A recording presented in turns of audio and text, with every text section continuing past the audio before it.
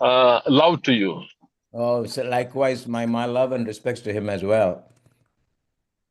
Okay, okay. Yeah, let's start the meeting, Sam. Yes, sir. So, good evening. ஆரம்பிக்கலாங்களா? Yes, sir. So, good evening, everyone. Welcome back to the webinar series organized by the Department of English, St. Joseph University, Dindivanam. We do have Dr. Radhakrishnan with us today. And to introduce him, I request Dr. Joseph Dunstan to take over. Sir, the podium is yours. Yes. Thank you very much, Sam, for the opportunity. I am really fortunate to introduce such a sound in the field of English literature and theory. So, Dr. Radhakrishnan, a distinguished professor of English and comparative literature at the University of California, Irvine, California, the United States of America. He earned his PhD in 1983 from Binghamton University and moved to University of California, Irvine from the University of Massachusetts in 2004-2005. He has got distinguished academic award for outstanding scholarship of South Asian literary documents in 2020. He has edited a Tamil prose reader, selections from contemporary Tamil prose. The next one is diasporic mediation between home and location. Theory in an uneven world is another one, and between identity and location is the next one that has been edited by him. But the best of his edited books is Theory After Derrida, Essays in Critical Praxis. He has also another one to his credit, History, the Human, and the World Between. He's got a number of other books, I think maybe for one of time, maybe during his speech, definitely he will bring those references in his lecture. And I'm really fortunate to introduce him. My dear loving participants, today you're going to drink from the well of contemporary literary theory by Dr. Radhakrishnan. Dear Professor, the podium is yours now. Oh my goodness. Vanakkam, namaste, namaskaram. Nalamdana, nalamdana, udulam ullamam nalamdana. Bahut shukriya, badi meherbani. I'm very nervous after that introduction. Anything I say is going to be an anticlimax. I'm so happy, so grateful, so honored to be with you all here. And I hope with what I have to say, I will make it worth your while. It's great to see some old friends, make some new friends. And like I said, after this talk, please feel free to stay in touch with me on email. I would be honored to stay in touch with you for as long as possible. Many people to thank. First of all, I want to thank the institution itself, St. Joseph's Dindivanam, and in particular the Department of English, Dr. Joseph Dunstan for that incredibly overly generous introduction. Of course, to Dr. Selvin Vedamanikam, Dr. Muthukandan, Dr. Subhaya Bharati, and thank you, Father Dr. Arul Raj, for your good wishes and blessings. I have my own experience of having been in Christian institutions. I was a student at Loyola College for my bachelor's in economics. Father Francis was my principal. And then I went to Madras MCC, good old Madras Christian College. Hey, Indu, you're here. And then Vijay Raghavan and Nirmal, you're here. I can't tell you how fantastic it feels. And I was there for my master's. And then I was teaching there for about 6 years at MCC Tambaram before I came to the US to do my PhD. So what I'm going to share with you is, I don't think it's going to be anything original. I'm just an infinitesimal part of a large spectrum of amazing, brilliant scholars and theorists right now working all over the world on issues of humanism, post-humanism, the Anthropocene, the Capitalocene, global warming, and I'm just a small cog in the wheel, and I stand on the shoulders of many, many people. So I'm going to be a little patient, list of the number of people whose works I have been informed by, who have educated me, and I'm part of that group. And beginning with, it's a long list. Clearly, Edward Said, Gayatri Spivak, Deepesh Chakravarti, Amitabh Ghosh, Arjun Appadurai, Wolf, Frank Wilderson, David Marriott, Zakiya Jackson, Horton Spillers, Elizabeth Gross, Fred Moten, Sylvia Winter, De Silva, Meena Karavanta, William Spanos, Adam Spanos, Kalpana Seshadri, Subramaniam Shankar, Nirmal Shelvamani, Leela Gandhi, Robert Marzek. Just to let you know, if this were an essay, who would be the people in the bibliography and how would I be footnoting them? So these are people, so I'm just one of the many people, trying to tease out the meaning of what the post is, what the human is, where are we in the situation, and what is to be done. So my thanks to all of these people from whom I have learned a great deal. And by the way, you let me know. I think the session is, I was told, 90 minutes long. I want to make sure that I do not preempt the time for questions and answers. So anytime if you think I've gone on for too much, or if I'm boring the heck out of you, I'm anesthetizing you, just let me know and I'll stop. I want to make sure that there's enough time for questions, comments, criticisms. Please let me know if at any point I didn't time my talk, but if I'm overstepping, rein me in and I will stop instantly. So, want to begin with, before I position myself, and I mean, there is a famous essay by Adrian Rich, Notes Towards a Politics of Location. Where am I speaking from?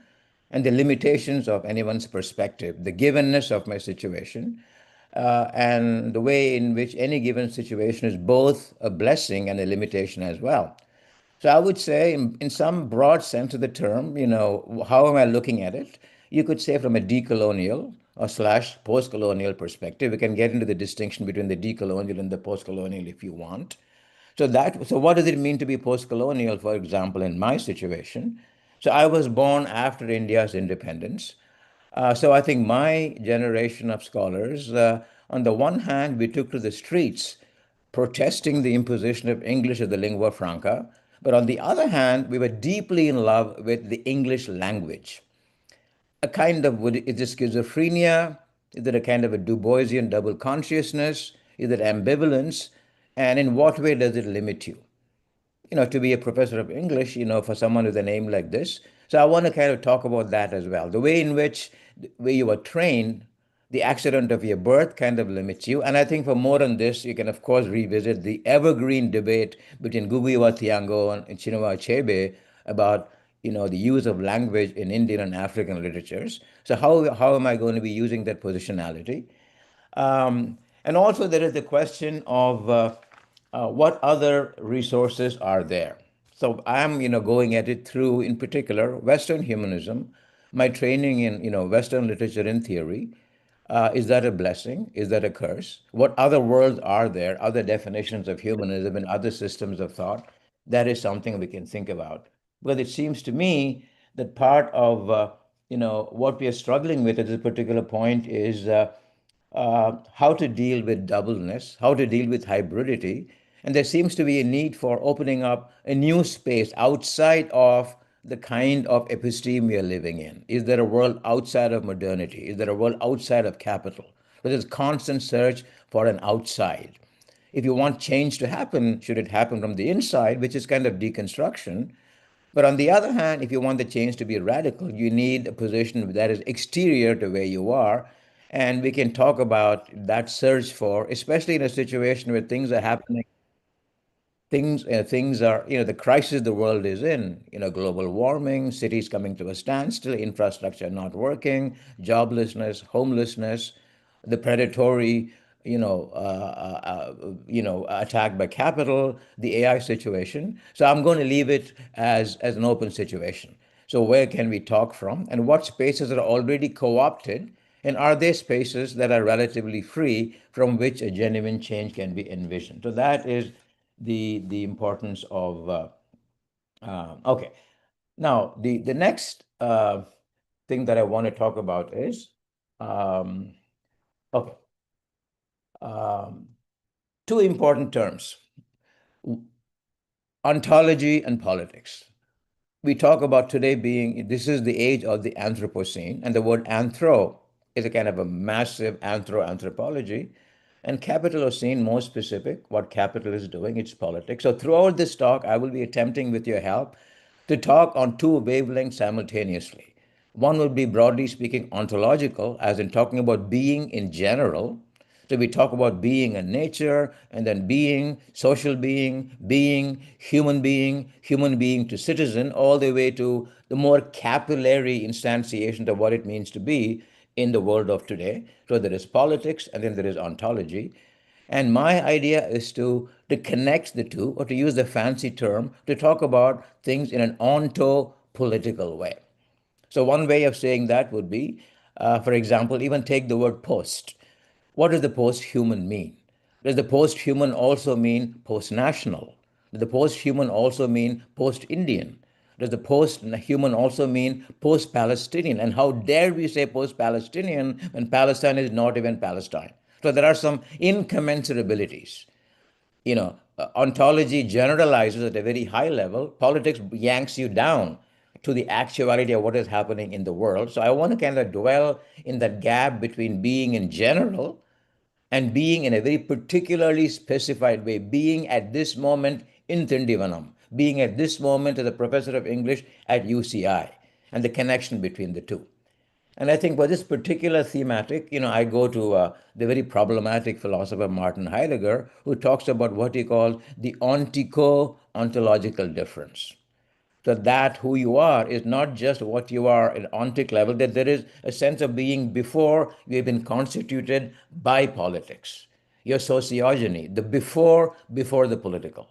And the distinction between, being in general and then being a citizen, and not to forget where we come from. But at the same time, the ontico-ontological difference is also an ontico-ontological continuum. It's kind of both. The question of being in all its generality, which precedes politics, and then the way we've been constituted by politics, by ideology, by the nation state, by the apparatus of what politics means, and to keep that tension alive. Because if you didn't keep that tension alive, you'll be consumed completely by something called only the nation state, the citizen, and you wouldn't care for the other, the refugee on the other side of the border who's a human being, and still you will not cry for the other person because he or she is not your co-citizen.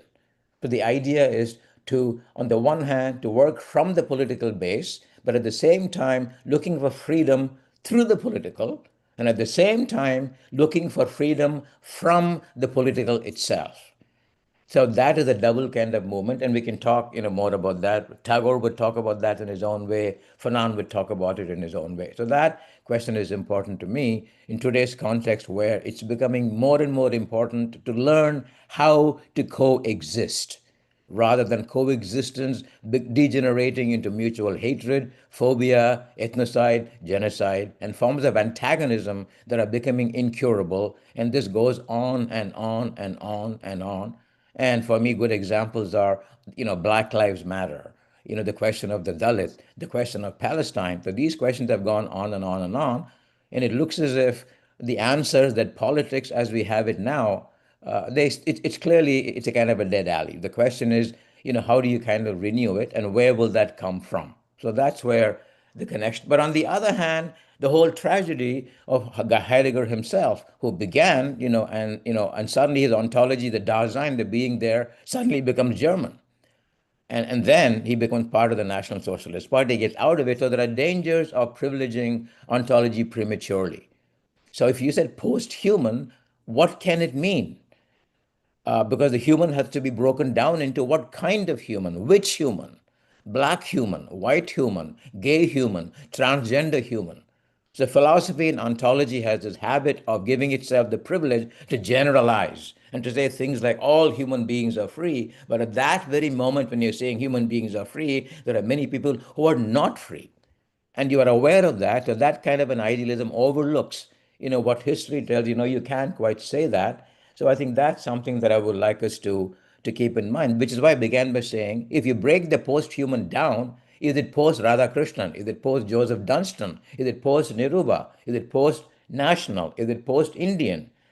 And so you say maybe post-human seems a little premature. So you need to kind of work at the gaps, the fissures between these different levels of existence, all the way from the general, not just the being and plants, being and the planet, being and planetarity, being and the cosmic, from that high level, and you bring it down to, because there is always the danger of our speaking for somebody else, and in the act of seeming to be generous, doing the opposite of what we think we're doing. So that's why I want it to be one or the other. Okay, so let me begin with, and at any point, let me know if you can't hear me or if I'm talking too fast. So, the very title of the future. So, I'm beginning to think of, God, how dare we, considering what human beings have done to the planet by way of, settler colonialism, by way of capital, what hubris, what insouciance, what effrontery, what gall to talk about the future. I mean, how could we, the people who have created the kind of mess that we are in? So I want to begin with, in this stage of the game, what does it mean to think of the future? Because the future will happen anyway. It'll happen whether you are there or not. Things will happen. There'll be tsunami, there'll be earthquake, there'll be things happening at a scale that is beyond human comprehension. So that would be the future. So do you want to harness it? Is it my future, the future of a certain country? So when did the future become a possession? When did that become an investment? When did it become some kind of a raw material for you to shape into something like maybe theodicy, eschatology, teleology, in the name of? So I want to, and after all, many thinkers in the Indian tradition and Nietzsche have said the anthropocentric being just is. There is really nothing to do, what the humans are. And so there is the whole question of when we say future of, what does the of mean over there? Do we possess it? Or have we somehow given ourselves the privilege, arrogated to ourselves the privilege, the hegemonic privilege of that we want to control the future? And then if it is going to be, so will there be a narrative? And here I think I'm looking to, the work of, Amitav Ghosh, dear friend, an amazing thinker and writer. Most of you know his work, especially after his book on the Great Derangement. He's been trying to, the challenge he says is, how do we write fiction in this day of, of global warming? We can't presume to write bourgeois novels. We can't presume to think that it is about us. And so there is a real difficulty in how do you craft your narrative? What kind of narrative, do you sort of create? Not the same old narrative. So there is the whole question of and also in the name of what are you going to write? And this becomes important. When you do something, you always do it in the name of the Father, Son, and the Holy Ghost, in the name of the family, in the name of the church, in the name of the nation, what you call the imprimatur. That's what authorizes you to write. You write not just descriptively, but you also write normatively. You make truth claims about beginnings, ends, resolutions. Where are you heading?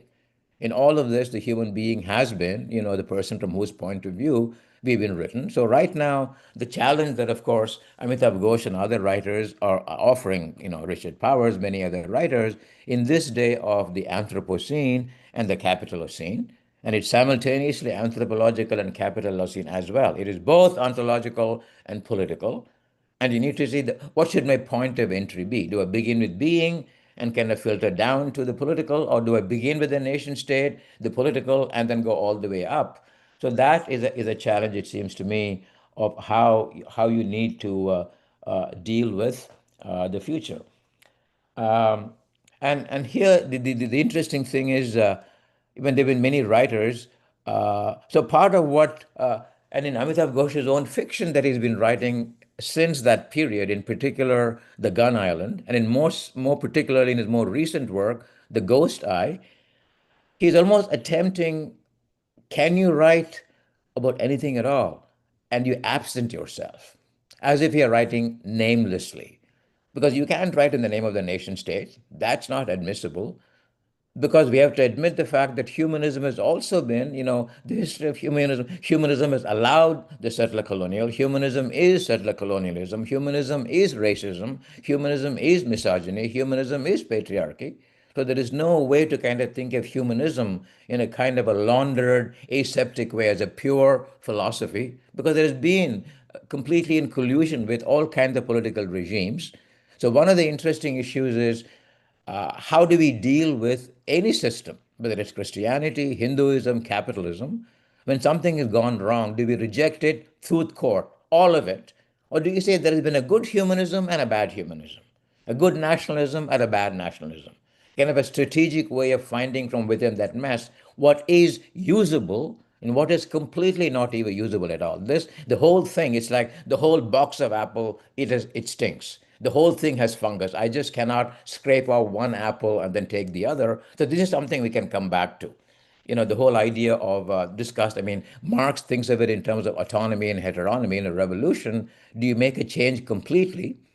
Or to use Gramsci's terms, is there something called a war of maneuver, that there is a position of exteriority from which you can fight? Or do you say there is no such place? The whole place has been capitalized, the whole place has been kind of been taken up by modernity. So the only fight you can have is a fight of a war of position from within the system. So if you want to kind of critique humanism, the important question of can the distinction be made between a critique from within versus a critique from without? Critiquing an institution from within and without, and that is something I would like to come back to, and the limitations, therefore. So I think the idea is, and I think one of the interesting issues that Ghosh has been talking about is the notion of the uncanny. So here is the question. So something has to be done, to change things. Poverty, injustice, Palestine, Black lives, Dalits, the tragedy that is, for example, the tragedy happening in all the cities, the tragedy of, what is happening in New Delhi, the tragedy of what is happening in New York City, not just in the so-called third world, poverty, homelessness, all of these things which are the result of, capital depredation. So what do we do? Do we pull back? The whole question of are we stuck with this? Or do we kind of retool it? Do we repurpose it? Or would repurposing be useless? For example, something has to be done, but by whom? So here it seems to me is, and I'm using this incredibly poignant line from T.S. Eliot, whose politics, of course, is kind of strange. The famous line, after such knowledge, what forgiveness? Incredible line. It's like Adorno saying, after the Holocaust, can we even write poetry? So here we have the human being. We have kind of made nature our own project. And as Dipesh Chakrabarti and many other people have pointed out, we have natural history and human history have bled into each other. So we can't even say nature anymore. That nature is gone. That nature has been touched by you and me. It's been contaminated. It has been colonized as part of human episteme. So maybe there is no other. There is no alterity. There is nowhere to go to saying nature come to me, because that very nature is now the result of what we have done to it. So in that situation, we are in a peculiar situation. So who is to the connection in sociology and Marx between subject formation and agency formation? What have we known? What have we understood? That would be subject formation. And to be able to say you want to connect your agency to your subjectivity, so that what you do, for example, mano, vak, kaya, the unification of what you know. So what you do has to derive from what you know. And I think what we know right now about the human subject is a kind of a sorry state of affairs. So it's almost like saying we are the people. And again, the we, which we? Because people in Africa and India might say, we didn't do it, pal. It is the settler colonial who did it. Again, the distribution of accountability within the universal system. So, for example, the third world can say, look, I'm going to keep on industrializing. You people did it. Why can't I do that? You were the initial robber barons, and you kind of bled us to death, and you became rich. Why shouldn't I have what you have? But that seems to be kind of short sighted. So, here, what I'm suggesting is in this situation, how do you kind of calibrate responsibility? The responsibility of the so called first world, the second world, and the third world. So, on the one hand, you need to kind of join hands and say we need to work on it together, but there has to be a proportionate distribution of who bears the brunt, on whom lies the sin of criminality. So again, the human has to be broken down. This is happening in all the international, agreements. Whose burden is more, depending on how you parse what humanity means in the context of history, in the context of the slave trade, in the context of settler colonialism. And so there are, the problem is the contradiction of so after such knowledge about forgiveness, uh, so in an interesting way, no, I'm not suggesting humanism didn't have its good thing, but in general, the situation right now is one where the very human subject who almost has been the criminal has to do the act of reparation. But again, it's interesting, but again, I come back to, so it has to be a whole series of mea culpas, and then rectifying, what you're doing. So that's what it comes down to. So that is really an issue. The problem with that is, can we open up another space altogether, a different imaginary, a different way of looking at the world, a different way of, rather than a simple thing like, okay, what's happening in cities like Delhi? What is the answer to it for people who are developmental thinkers and economists? How should they work? They need to work within a given system. It is about planning. It is about sustainability. It is about the future of humankind. But that is not quite the way to go. So there seems to be some kind of a gap between what you really should be doing in this real scheme of things and the apparatus that you have. The best you can do is you can turn the apparatus against itself. Will that be enough? So, a simple question, okay, traffic is happening. So, what do you do? Do you pull back? Do you not have cars? Do you abandon this way of life altogether? Do you keep doing that? There's a traffic jam, you build more roads. But that is not the way to go. So, I'm just going to leave it at that. So, how are we going to solve this incommensurability between what we actually want to do and the methods we have on hand? Between the two, there seems to be some kind of a fundamental slippage, some kind of a fundamental in incommensurability. Okay, where do I go from this? All right, fine. And maybe, yeah, okay, maybe I'll come back to it a little later on. Just here are some of the basic questions in the context of humanism, and just kind of doing some rehearsal of some basic themes in philosophy. The question is how to connect ontology with epistemology, how to connect being with knowing. So if you say, uh, go back to know thyself. So how do you manage this doubleness? So you want to know yourself, and then who is yourself? You think it's yourself, but yourself is already in the world. So what forms of self-reflexivity is possible? So let's say there are different, you can think of some different traditions. You could say, to the point of view of Judaism, you could say, Yahweh, and you can say, I am who I am. Or you could say, in the beginning was the Word, and the Word was made God, and the incarnation of Word as flesh. And at this particular point, the philosopher whom I find most exciting is Spinoza, who's trying the best he can to look at nature and God as being the same thing and make the connection between immanence and transcendence. Or you could say, Aham Brahmasmi, Atatvamasi, that thou art. Or you could say, in the Western tradition, the famous Cartesian cogito ergo sum. So, in all of these things, the real question is, in the act of knowing something, what do we do to the real? You can either say, I am that already, that there is no dualism at all. I am that already. But on the other hand, if you say, I think, therefore I am, I mean, the ergo creates a kind of a split. So I want to leave it. So here is the whole issue. What does it mean to own knowledge? What does it mean? One of the questions to ask is, does ontology, by very definition, include its own epistemology? Or do you need to have a separation between the two? So the I in the I think and in the I in the I am, they are not quite the same.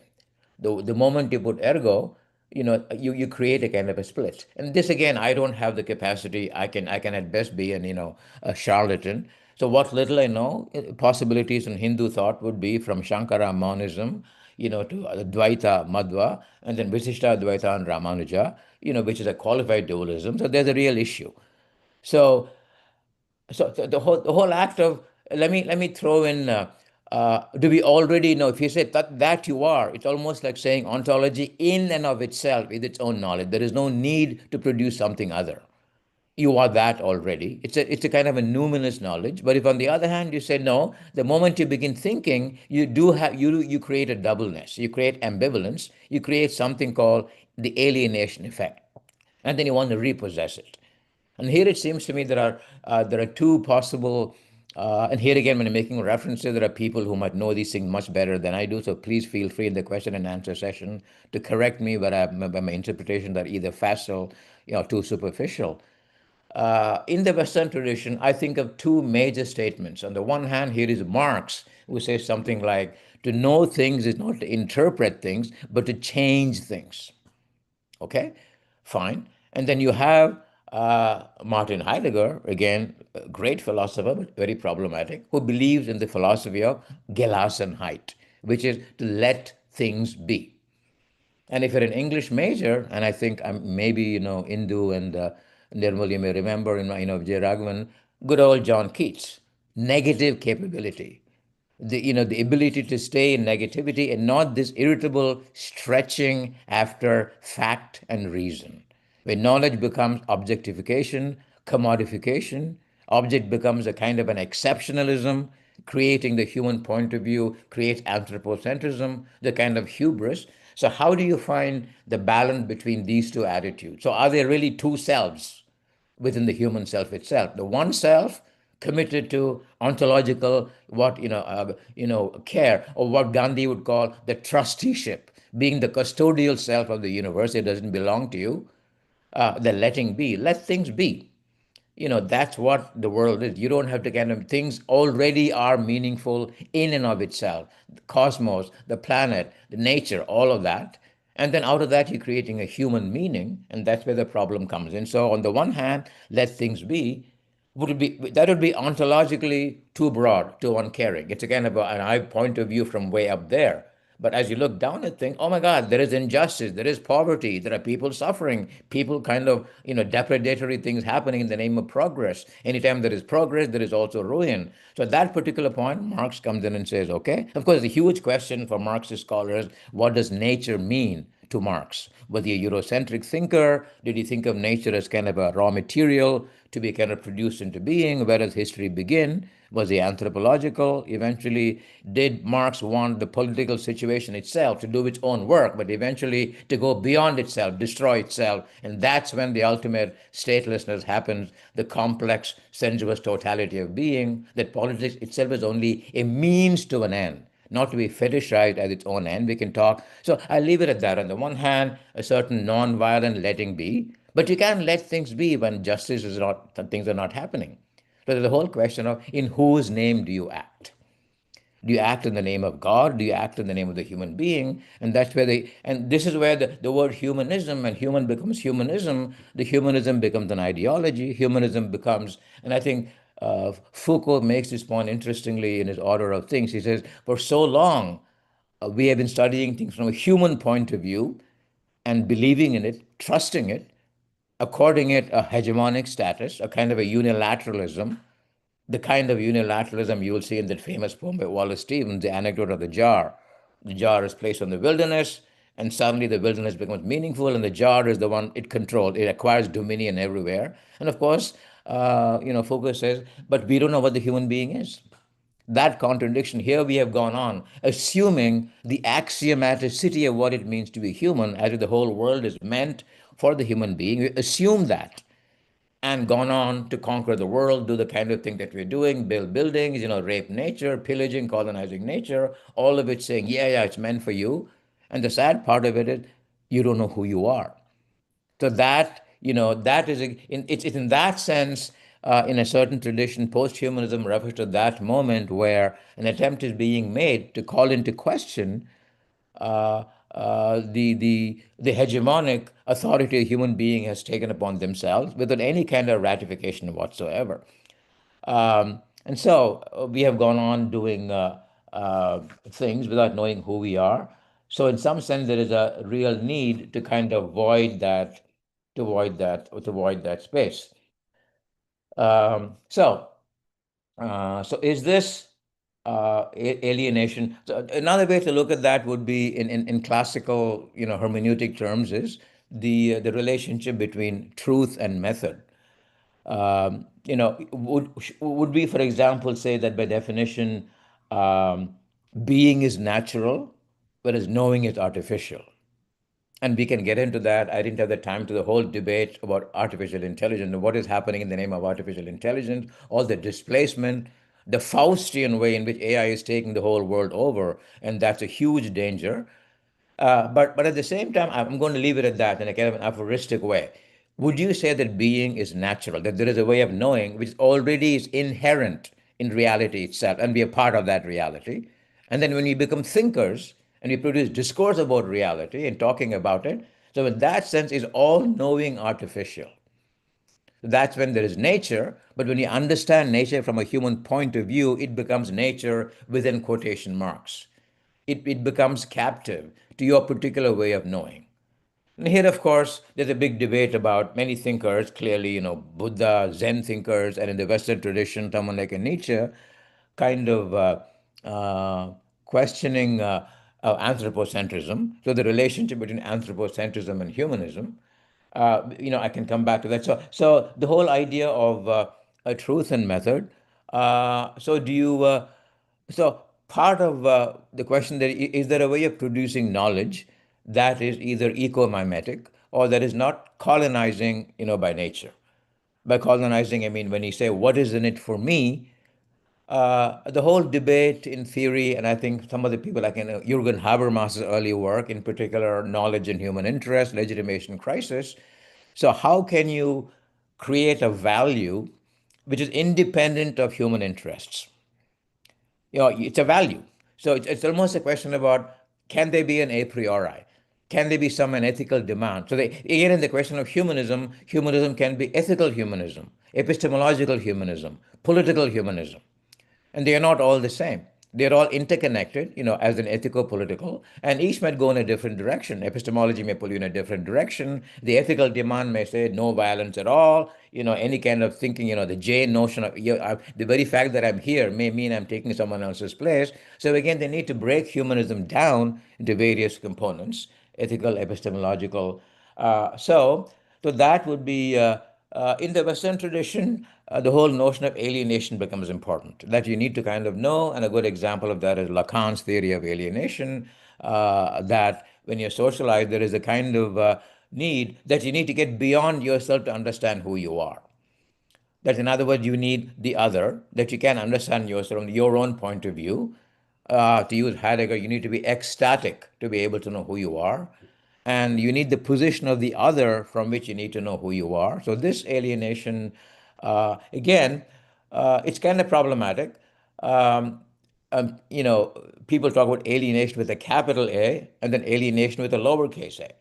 The lowercase a would be the alienation that can be corrected by political practice, homelessness, injustice, capital and labor. So these are things that can be corrected. So if you're in an alienated state as a student, the cockroach party, you've been alienated. How do you get back what you belong to it? It happens through revolution. And that would be alienation, which is, to use the word, it is corrigible. The Marxian kind of revolution kind of makes something happen. As a result of that, your alienation has been taken care of.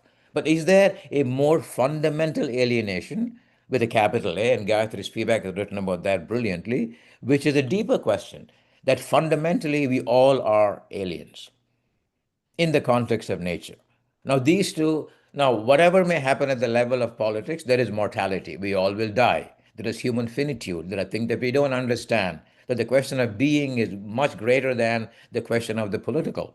Now, that alienation, you have to respect the alterity of the other. So, there is again one vision goes for something which is highfalutin, ontological, the big A, but somebody else might say, like, let's talk about roti kapda or makan. That's what we're talking about at the level of politics. That's what is important. The other alienation is for you thinkers, professors, philosophers, and that doesn't concern me. But the question is, how do we connect both questions?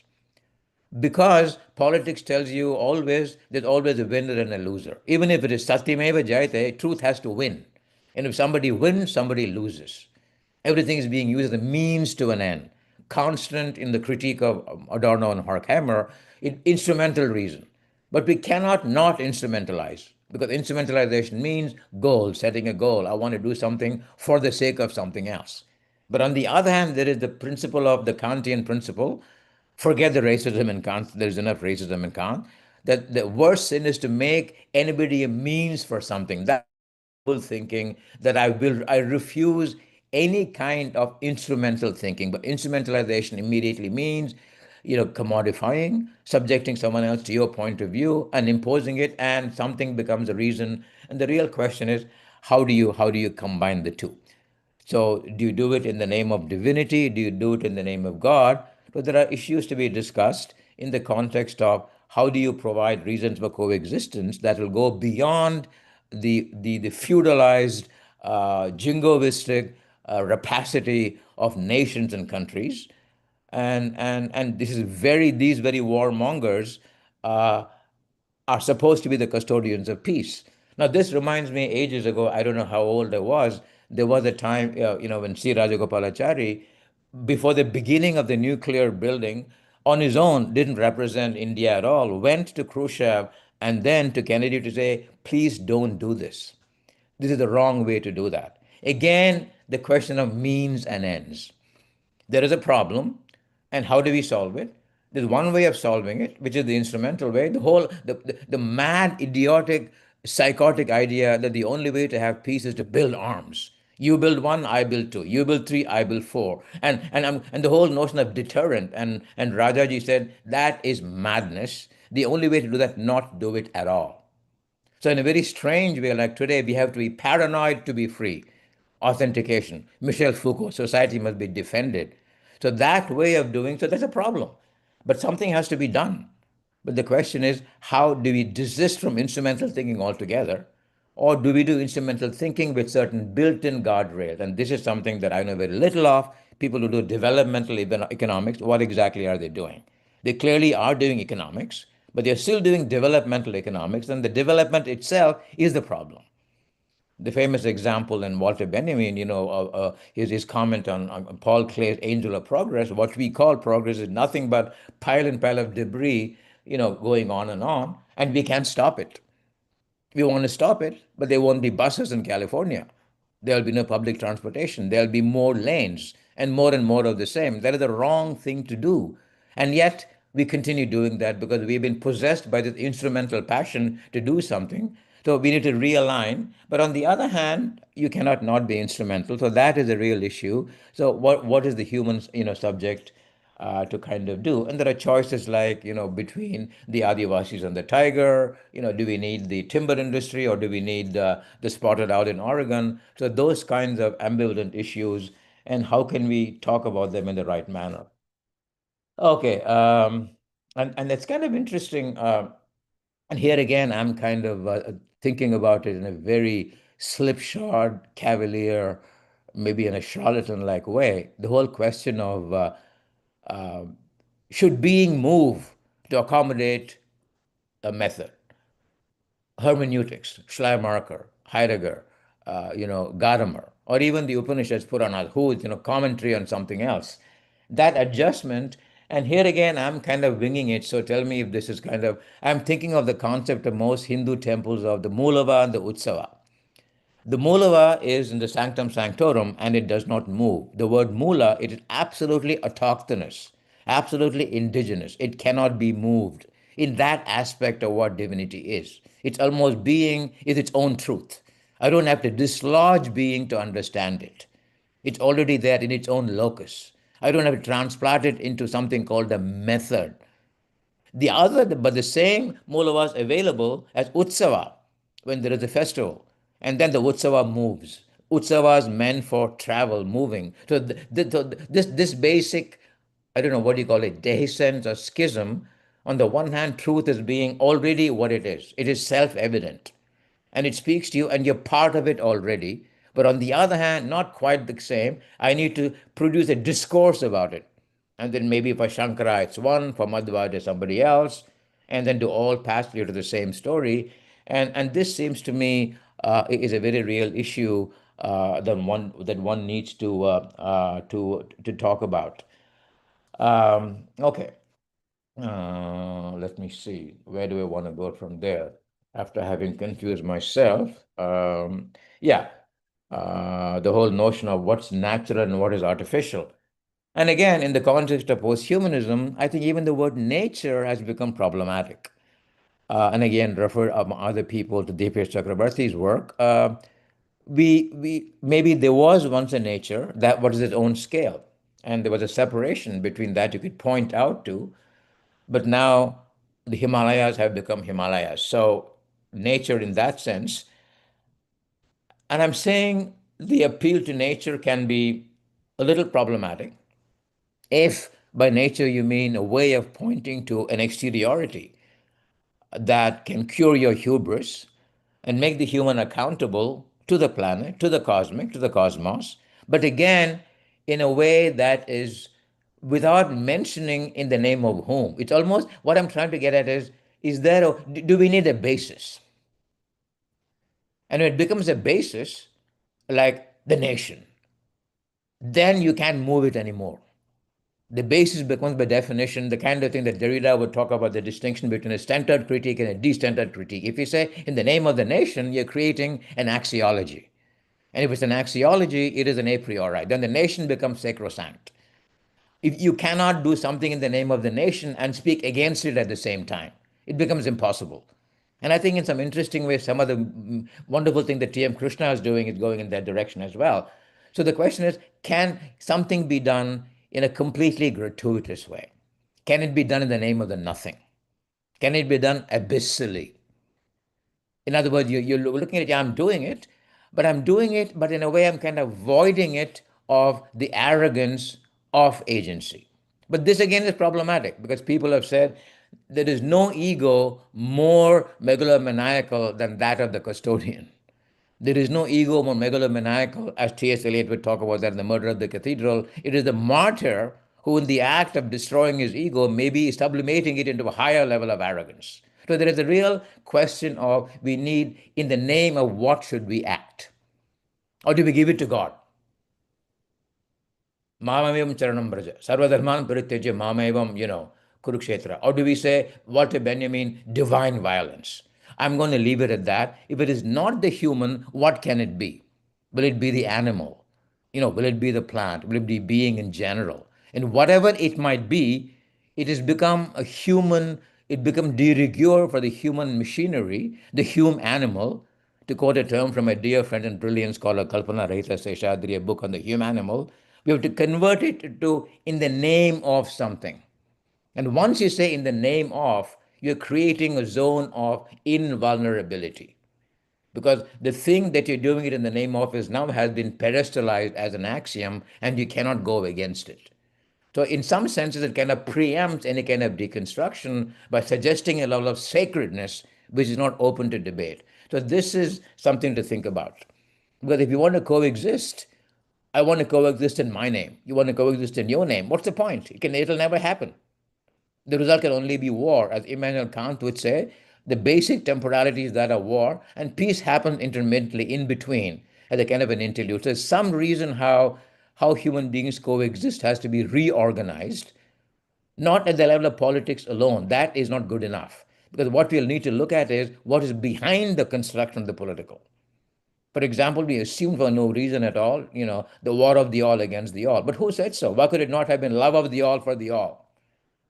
So that's the kind of question, the whole idea of using the human to create a kind of a radical nothingness out of which can come. And again, here I'm out of my depth. The nothing philosophy and the Nati philosophy, Buddhist thought, people have written about Heidegger on the nothing of which Nietzsche talks about, that there is a real nothing out there. There is an outside, but we have made a nothing of that. So there are those issues to be thought about of going beyond the human.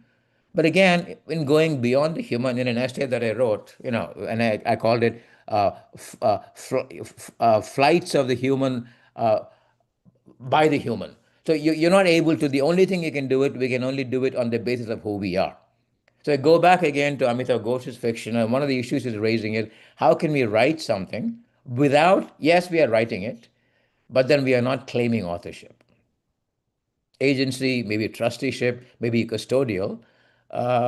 But again, the tragedy happened in the case of Heidegger, the man who talked about the famous debate between Sartre and Heidegger. And Sartre is talking about existentialism being a humanism. And someone like a Heidegger comes and says humanism is useless. We need to get beyond that.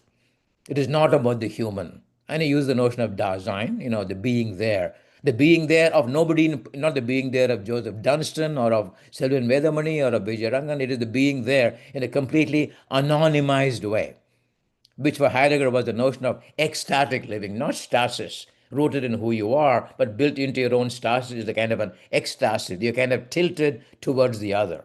So that's exactly where you're hitting at, the place where between being and epistemology, you're producing knowledge. We want to produce knowledge in a fundamentally vulnerable way and kind of let it go. And unfortunately, of course, in the name of making a decision, decisionism, Heidegger instantiates the Dasein as being German, and what was potentially a liberating, concept becomes racialized, becomes politicized with virulence, and that's exactly what shouldn't happen. But on the other hand, to act, you need to be somebody. So again, this double bind of having to do something, which means to do something, you have to assume something like an authority, without which you cannot act. Interesting example, the Tahrir Square, the cockroach movement, they're phenomenal as they're happening as forces of, disruption. But when you organize it, as Gayatri Spivak said years ago, we think in kind of radical terms, but when it comes to politics, we do things the old-fashioned way. And when we do that, in some senses, we kind of compromise the purity or the real anger that is behind the revolution. So that's where the sight of the human seems to me both a sight of danger, because we have been the one who have kind of done all of this, but the only sight we have is that. I mean, we can imagine, people writing, fiction writers, writing as if they were a bird, writing as if they were an elephant, as if they were a piece of stone. All of that is an attempt to simultaneously occupy the human psyche, but at the same time eviscerate it of its authority. And is that the only thing we have? Can we go beyond that self-reflexivity into an active affirmation? Oh, by the way, how am I doing for time? Can anyone tell me, is it already horrendously boring? Let's see. Okay. Yes. So here is it's Selvin. How much more time? I just want to make sure that there's enough time for questions and comments. Yes, Can I, sir. We do have time, sir. there is time. Okay, sure. Okay, so the question that a couple of choices. Let me see. So the relationship between being and knowing. Um, Two examples. For example, Michel Foucault says, I want thinking to be so dynamic and perennially moving forward that he says something like, I hope tomorrow I won't be what I am today. How do you read that? Does that mean he's a chameleon? Does it mean he's lacking in consistency, lack of integrity, refusal to commit? And here is this is Foucault. And then he also writes an essay, a brilliant essay called Nietzsche, Genealogy and History, where it's a brilliant piece. It's also problematic in many ways, and it's almost like Foucault and Nietzsche are doing a jugalbandi together. It's almost Foucault is speaking, it's an ecstatic way he's connecting with some themes in Nietzsche. And at one point he says Nietzsche is asking for the ultimate sacrifice, and he says that the ultimate sacrifice is the sacrifice of the knowing subject in processes of knowing. Oh my God, what the heck does that mean? Okay, the perennial, ongoing sacrifice, and the word is sacrifice of the knowing subject in the processes of knowing. How do you parse this? How do you unpack it into a social programmatic? Does that mean saying yes to artificial intelligence? Why can't we have a subject? Why does it have to be keep dissolving all the time? Is there nothing? Is there no truth anymore? Let's keep it at one point. So the whole question has to do with the regime of being and the regime of truth, the relationship between the two. Which one is the regime and which one is natural? So here there's a connection in a particular moment in Husserl's phenomenology where he talks about two kinds of intentionality. One intentionality is we are already part of the given intentionality of the world. We've already been intended. So we already are meaningful because we are in the world. So that would be intentionality as in harmony with the world at large, which of course is brilliantly demonstrated in one of my favorite thinkers, Maurice Merleau-Ponty, where he talks about how human beings like to settle the question of being. And that's a beautiful word, settle. Settle as in settler colonialism, violence, dispossession, primitive accumulation, the extermination of the indigenous. You have to settle the question of being, as if being itself isn't already settled. We are part of that.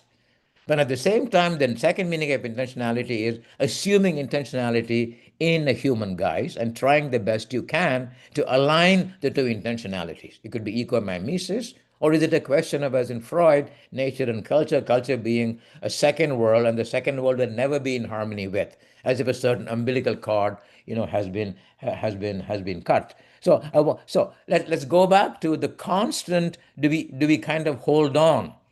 And here again, I'm going to make some harebrained, lateral thinking. I'm thinking of Gandhi's suggestion when he said, for example, correct me if I'm wrong, that the moment India becomes independent, the Congress party must be disbanded. An incredibly amazing, brilliant thing to say, that it should not outlive its purpose. You do not shore it up. Its occasion has come and gone. That didn't happen because Congress became a monolithic party, became dynastic. So the whole idea of that is deconstructive thinking at its best. So do you not shore up? But on the other hand, you want to shore up. You don't want to create the wheel all over again. Have the same rules, happening again. Brown versus Board of Education, Roe versus Wade. So this tension between, on the one hand, looking for knowledge as a home, which you want to, maybe a church built not on sand but on stone. You want a certain permanence or a certain non-evanescence for what you build. That's one way of looking at it. But on the other hand, you want to create a momentum that will constantly question the very ground you are standing on. Or these two impulses, are they contradictory? So I go from Foucault, who you might think, Foucault is a French, Western Enlightenment philosopher, privileged, after all, what can he know about representation? Thinking of Spivak critique of Foucault and representation. But here is Frantz Fanon, a different kind of background altogether. Martinique, Caribbean, Algerian Revolution, the black man does not exist. What does the black man want? So he, on the one hand, is looking for answers. He's a mujahideen fighting for answers, political independence, the brutality of French colonialism, Algeria's independence. He's part of the MLN, the national, even on sanctioning violence is necessary. So that is a phenomenon looking for specific answers in the name of a free Algeria, an Algerian nation state which is Africanized. And then the other Fanon in Black Skin, White Man, it's not the other, he's the same Fanon, and he's kind of having a dialogue with himself. And in Black Skin, White Mask, he said, oh, make of me a body that questions. I don't need answers. The poverty of answers. The answers kind of are short sighted. They don't have the long haul in mind. So make of me almost like the permanent revolution. On the one hand, the body that wants nothing but questions. On the other hand, the body that wants only answers. That's something to think about. In what way do you want? But here it's very. But if you went with Nietzsche and Foucault, you might say that this might be a way of sanctioning something like the famous example of the Schumpeterian notion of creative destruction, or the way in which Amitav Ghosh has captured brilliantly and magnificent in his trilogy the so-called free market, behind which supposedly there is the hand of God. So is that what knowledge is? Capitalism doing whatever it'll take. It'll destroy, it'll create the opium trade, create kind of slave. No, I'm doing it for the sake of free trade. I don't care if as a result of that, 3 generations are going to be addicted to opium. I'm going to create a new, all the way, to Asia, the connection between free trade, opium trade, behind which you need something behind that. Why am I doing that? God made me do that. The nation made me do that. Once you give that imprimatur, you are kind of laundering your sin.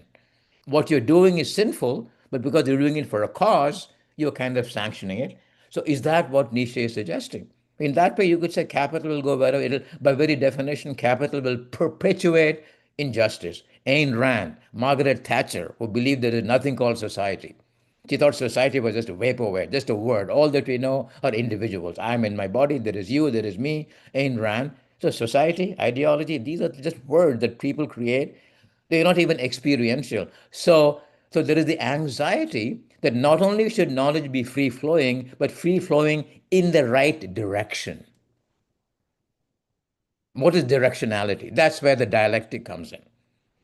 There's even a category of which, on Althusser called the process without subject or goals. So it should be free, but free as in any which way you like. How can the free direction be? How can it be ethical? To say that to move in this direction is okay, the other direction is not. The other direction, we already have it.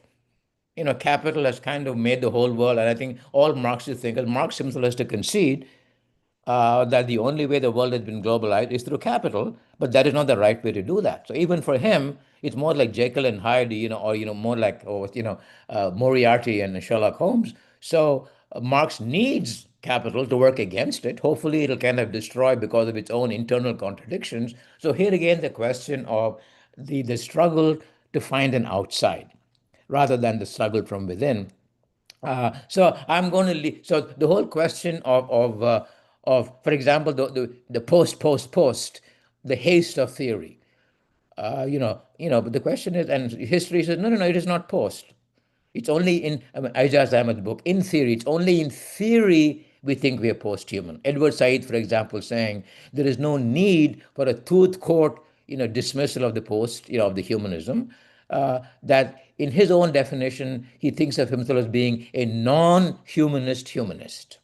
So, what are the options once humanism or modernity becomes the central issue which we cannot dodge?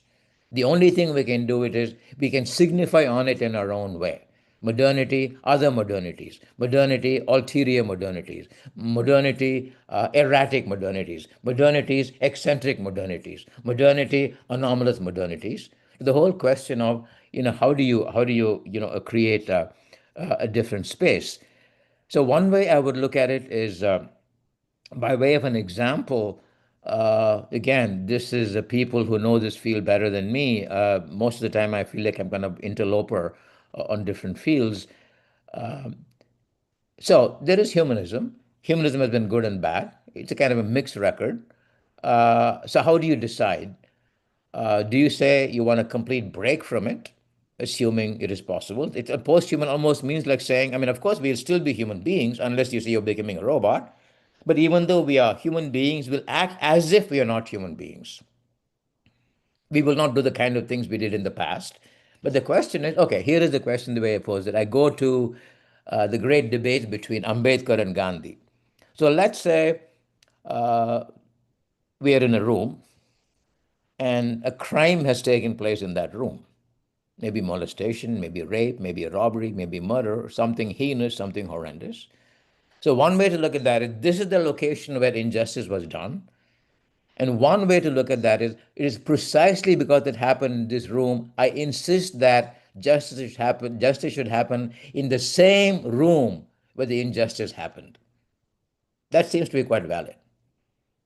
That would be Gandhi. Or you might say, no, no, no, no, no, don't give me this crap. Don't give me this BS. Because this particular space is completely corrupt. It's almost like an original sin. Afro-pessimism, my dear colleague Frank Wilderson, Afro-pessimism in the United States. United States is born in the extermination of natives, is based in it's an original sin which cannot be exculpated.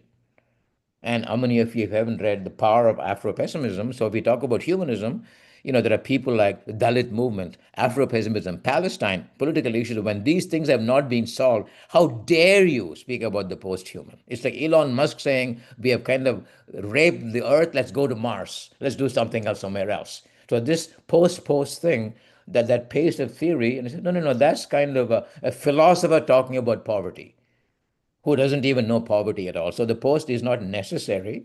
So we need to work. But the other logic would be equally plausible.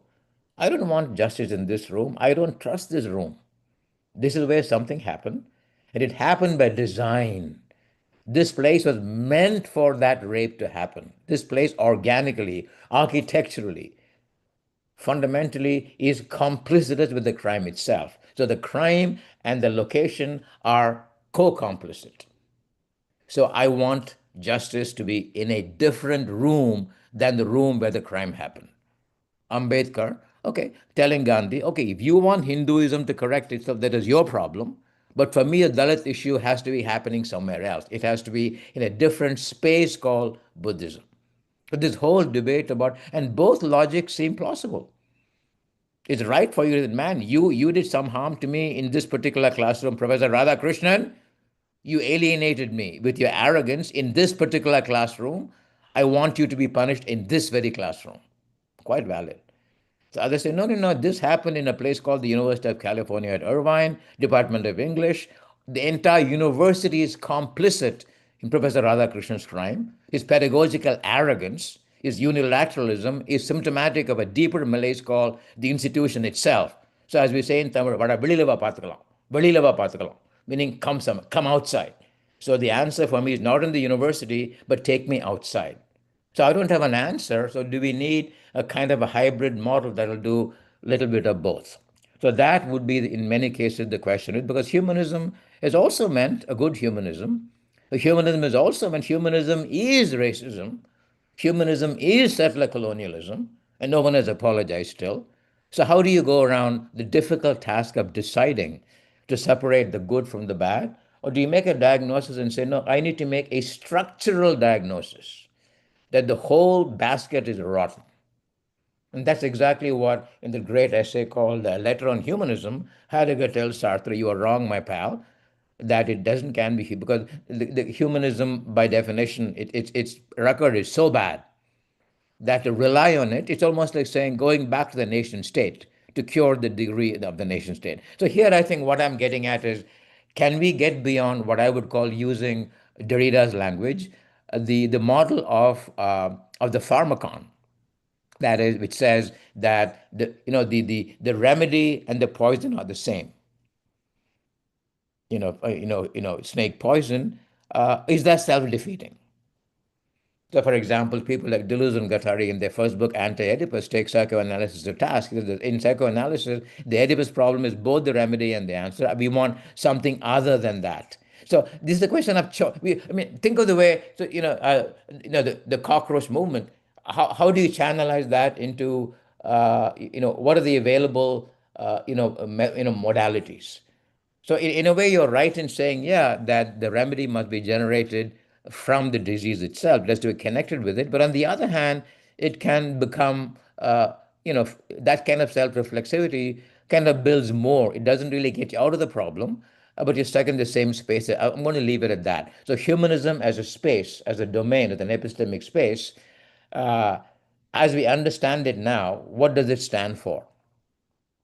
Humanism and caste, humanism and Palestine, humanism and the nation state, humanism and capital, humanism, resistance movements, and the definition of the human.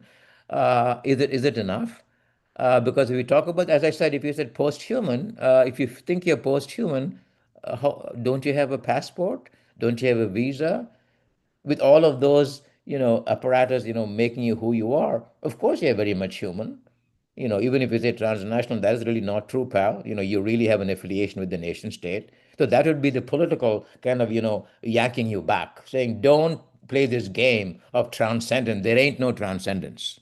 We are here where we are. And that's where Spinoza, who became important for many Marxist thinkers, is thinking of God and the body of the world, immanence and transcendence.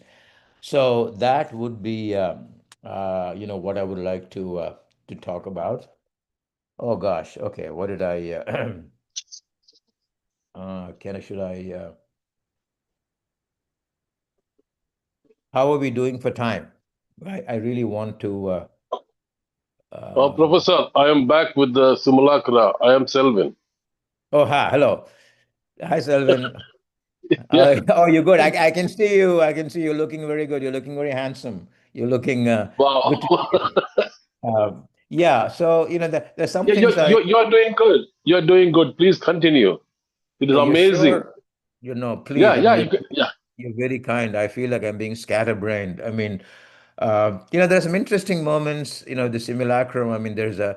So I'm still kind of invested in the notion of knowledge production, making truth claims, and in many ways, it's. I've been in my own little way. I've been writing about uh, the whole question of how do we, on the one hand, make the claim that any freedom can only be claimed in the realm of the political. Clearly, that's where we are, and we can't escape it. But then, in what way can we, at the same time, in the same temporality, in the same framework where we are looking maybe to the nation state, looking to our representatives for an answer for, we need justice, we need to love one another, we need to remove asymmetry, we need to, get rid of unevenness, we need to ethicize the political. But at the same time, the word we use is ethico political with a hyphen in between. A joke at this particular point, if you don't mind. It's a joke, so please laugh. If you don't laugh, I'll feel very alienated. There was a time when I was doing my dissertation, I was into hyphenitis. I would use the word hyphen and say HY hyphen PHEN. Got the joke? Okay. So it has to Yeah. be, if the ethical moves away from the political, that would be grandstanding. A good example is the debate between Camus and Sartre when it came to Algeria and Stalin. When Camus said, okay, the yogi and the commissar, thought, oh my God, no, this is, a good example is Stalin, pogrom. My God, how did it happen? What the hell happened? We were there, and then the program happened to be still defend. And of course, someone like a Sartre becomes an ultra Bolshevik. And Merleau-Ponty has a brilliant essay critiquing Sartre. And Camus suddenly said, no, no, no, my mother is more important than Algeria. So and suddenly the ethical runs away from. Good example is Kurukshetra. Krishna, what do I do? Do I kill? Do I not kill? The ethical, and there is the enemy. And we need the enemy, the notion of the enemy in Levinas. To be who we are, we need the enemy. We have to be free, we've got to kill somebody. And that is the political. There's the enemy. But then ideally, you should be what's called, what's the word? Ajata. On the one hand, Ajata Satru. One of Yudhishthira's names, he who has no enemy. But politics structures life into us and them, winning and losing, winner take all. Satyameva, interesting, even for why can't Satyam just be? What does it have to win? If there is a win, there has to be an enemy. The dialectic, the self and the other, the dialectic, historical material, and that is what politics is. Ajata Shatru, someone who has no enemies.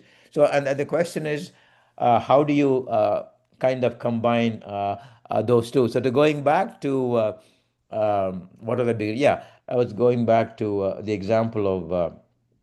What are they talking about? I was talking about, was they talking about Sartre or, yeah, I was going to talk about thank you, Selvin, for giving me the simulacrum, and there's no, we can talk about AI. Yeah. You need the simulacrum as you move to someone like Roland Barthes, the structuralist activity. The debate used to be, again, producing simulacrum in whose name? So again, going back to the postulation, so is being natural? And if something is natural, is that whatever that is, the tree or the person? I mean, there's a famous example of David Harvey, the Marxist philosopher who kind of scandalized and angered many ecological thinkers, even though he was for ecological preservation as a Marxist. He said something interesting. I think he said, I hope the socialists know more than the trees. And people said, do the trees know anything? Why do we need a Marxist to take care of it? And he says something like, for us not to degrade, the way we can do that is change the mode of production in such a manner that it becomes friendly to nature, but still has to be worked through the apparatus called the mode of production, the famous Marxist mantra. So, is there any other way? Okay, if nature is in itself with its own system of knowledge, and then we are human beings in it, we still need to parse who we are as a human animal. On the one hand, our nature is part of the given human nature, but within that human nature, we assume something called human nature. And then how do you relate the two together? Are they in harmony? Do you want to call it ecomimesis? The ways in which Plato would say some things are not natural. Certain forms of music, you don't produce them. Even the scale, harmony, what's a scale? The pan flute. Certain sounds are devil's noise. You can't do that. This particular apaswaram or this particular dissonance is not there in nature. You cannot do that. In doing that, you're going again. So there is this anxiety about. So in that sense, is nature a kind of a? It's a freedom which is also a constraint. So when you take that nature into questions like gender, wait a second. All the debates about where does gender come from, is nature an a priori, or is nature the result of an act of naturalization? Just like with race, there is nothing called race. Some people are, black, some people are brown, some people have flat noses, some people have aquiline noses. We are just different. But suddenly, oh my God, eugenics, it becomes epistemology. When the hell did race become epistemology? It is not epistemological at all. It is just a bodily feature. In finance, it is pure epidermal. But the epidermalization of knowledge is there can be no race unless you racialize it. It doesn't pre exist. There's nothing called race. A bunch of people racialized it. So race is the retrospective, it's something preposterous. It's created. So you could say the same thing on the one hand, you could say nature absolutely precedes you. It's already there. It doesn't need your discourse, to epistemologize it into knowledge. It already is knowledge in some completely pre sanctioned, primordial, pre human way, but not so fast. When you suffer, when there's homophobia, say, wait a second, what is nature here? Have we naturalized some things into nature? So here again, the double bind. The need for, on the one hand, some kind of an a priori you can appeal to as if it were something natural, but on the other hand, there might be, is it natural to be something? If somebody said, what does it mean to be a Christian? What does it mean to be? Is it natural? Is it sanatana? Or is it a construct? Or did we become Christians? Did we Christianize ourselves? Did we Hinduize ourselves? So I'm just opening it up. Each of these terms is fraught with that doubleness. In a certain sense, you need that other space to make sure that politics doesn't become completely hegemonic. It speaks for the personal, the subjective, the spiritual. It becomes hegemonic. It becomes, you want to on the one hand to seek representation as an answer to your question. But on the other hand, representation itself is the problem. The famous debate with Foucault, Deleuze, and Guthrie Spivak said, can the subaltern speak? So it's again the doubleness. Because already I'm part of the world. Emily Dickinson's poetry, I don't need, I'm a nobody. The soul selecting your own society. I don't need to be represented. I'm already in the world. I'm part of the world itself. But I'm part of a world which is full of injustice. I could say, man, I'm a part of the world. I'm in God's body. I'm part of God's body, but I'm a Shudra. I'm a Dalit. I belong to the lower part of the body. But that's built-in inequality. So in some senses, the natural has to be both corrected, but on the other hand, you need to kind of sustain that as well. And I don't have an easy answer for that. So that's why the notion of the simulacrum in Barth is. Um, I'm thinking of an example of Hanuman and the Sanjeevi Parvat. I mean, you needed the medicine to make Lakshmana alive, but then having done that, you put it back to where it was. The conserved, you need to conserve it. So what Barth has to say is, yeah, the simulacrum, you need to understand it. And he says, how do you make a distinction between the real and the intelligible? Somebody might say, why do we need, isn't the real already intelligible? For example, there's been a whole-scale attack from non-Western philosophers, Denis Tilsera, the whole notion for autonomy. Why do you want the autonomy? Maybe it's a Western obsession. Maybe autonomy is the wrong thing to go for. You need to be integrated. The autonomy of culture, the autonomy of the thinking subject, the autonomy of the thinking I. That's a disease. Why would you want autonomy?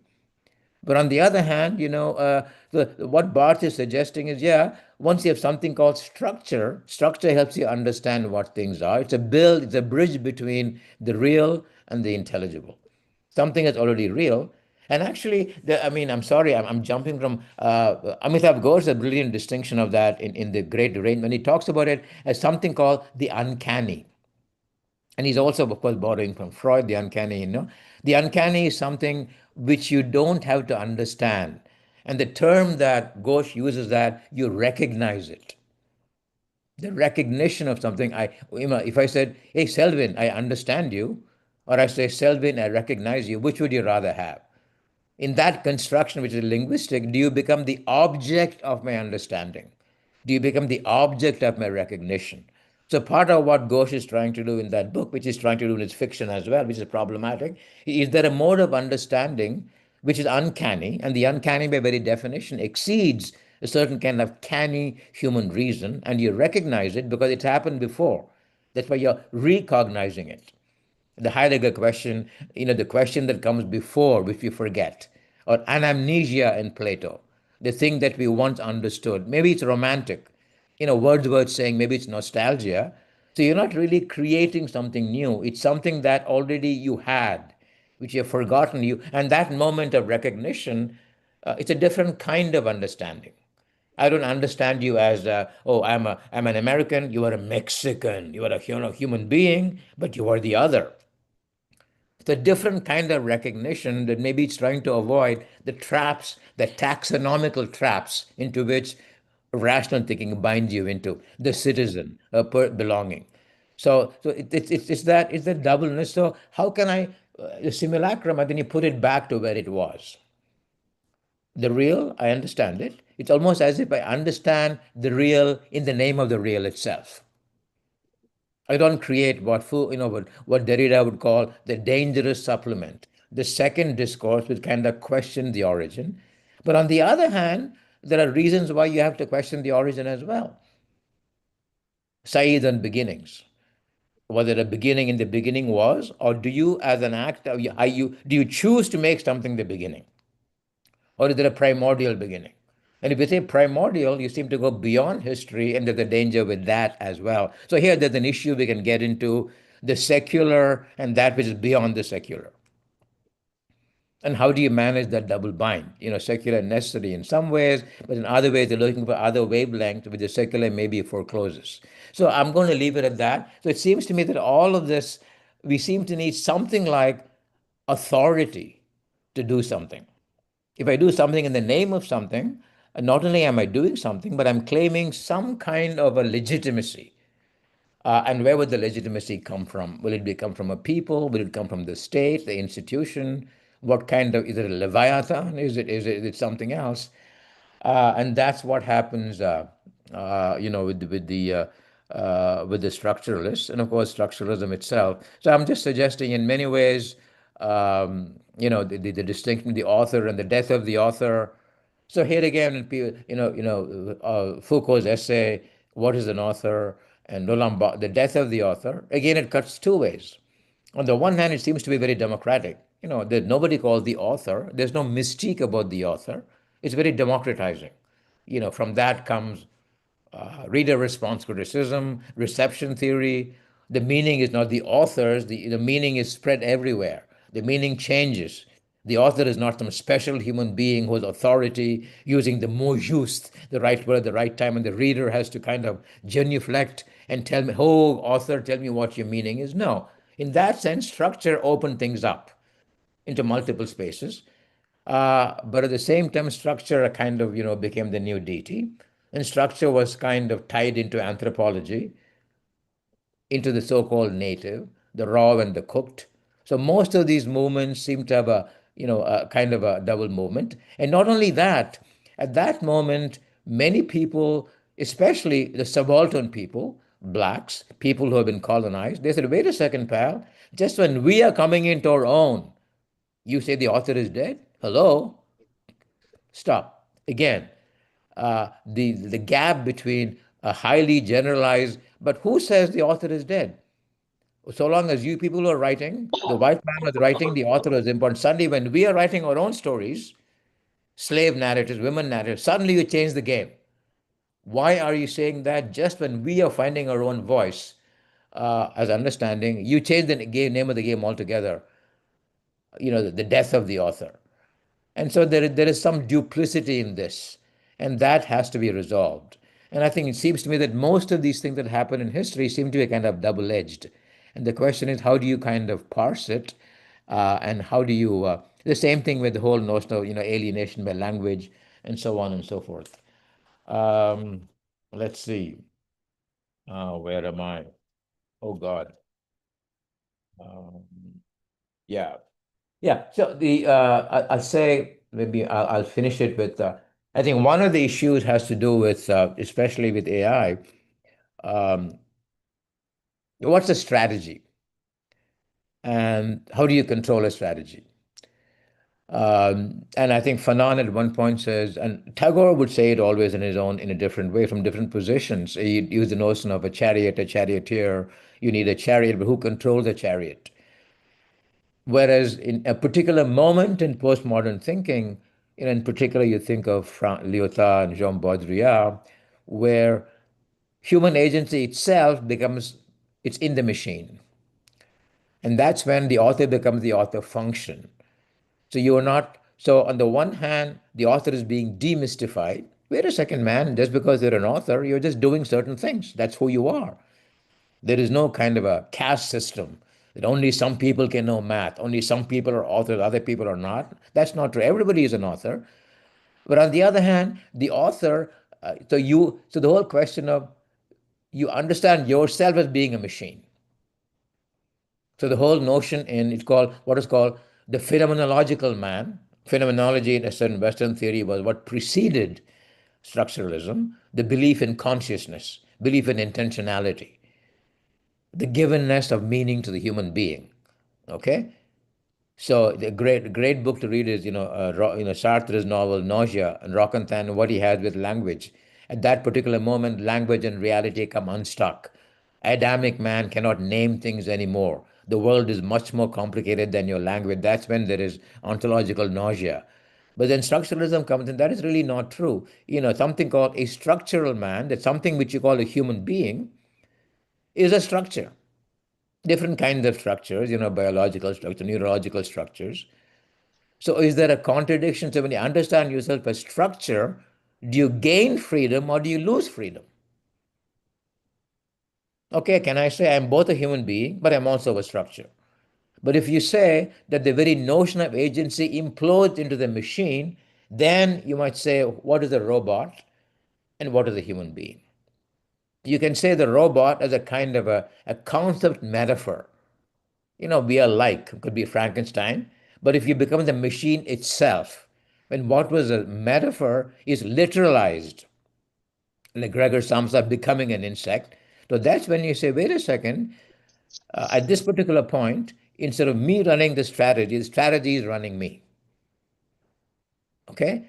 So that's where the whole question of where do you position what knowledge is and who drives the knowledge. On the one hand, knowledge has its own momentum.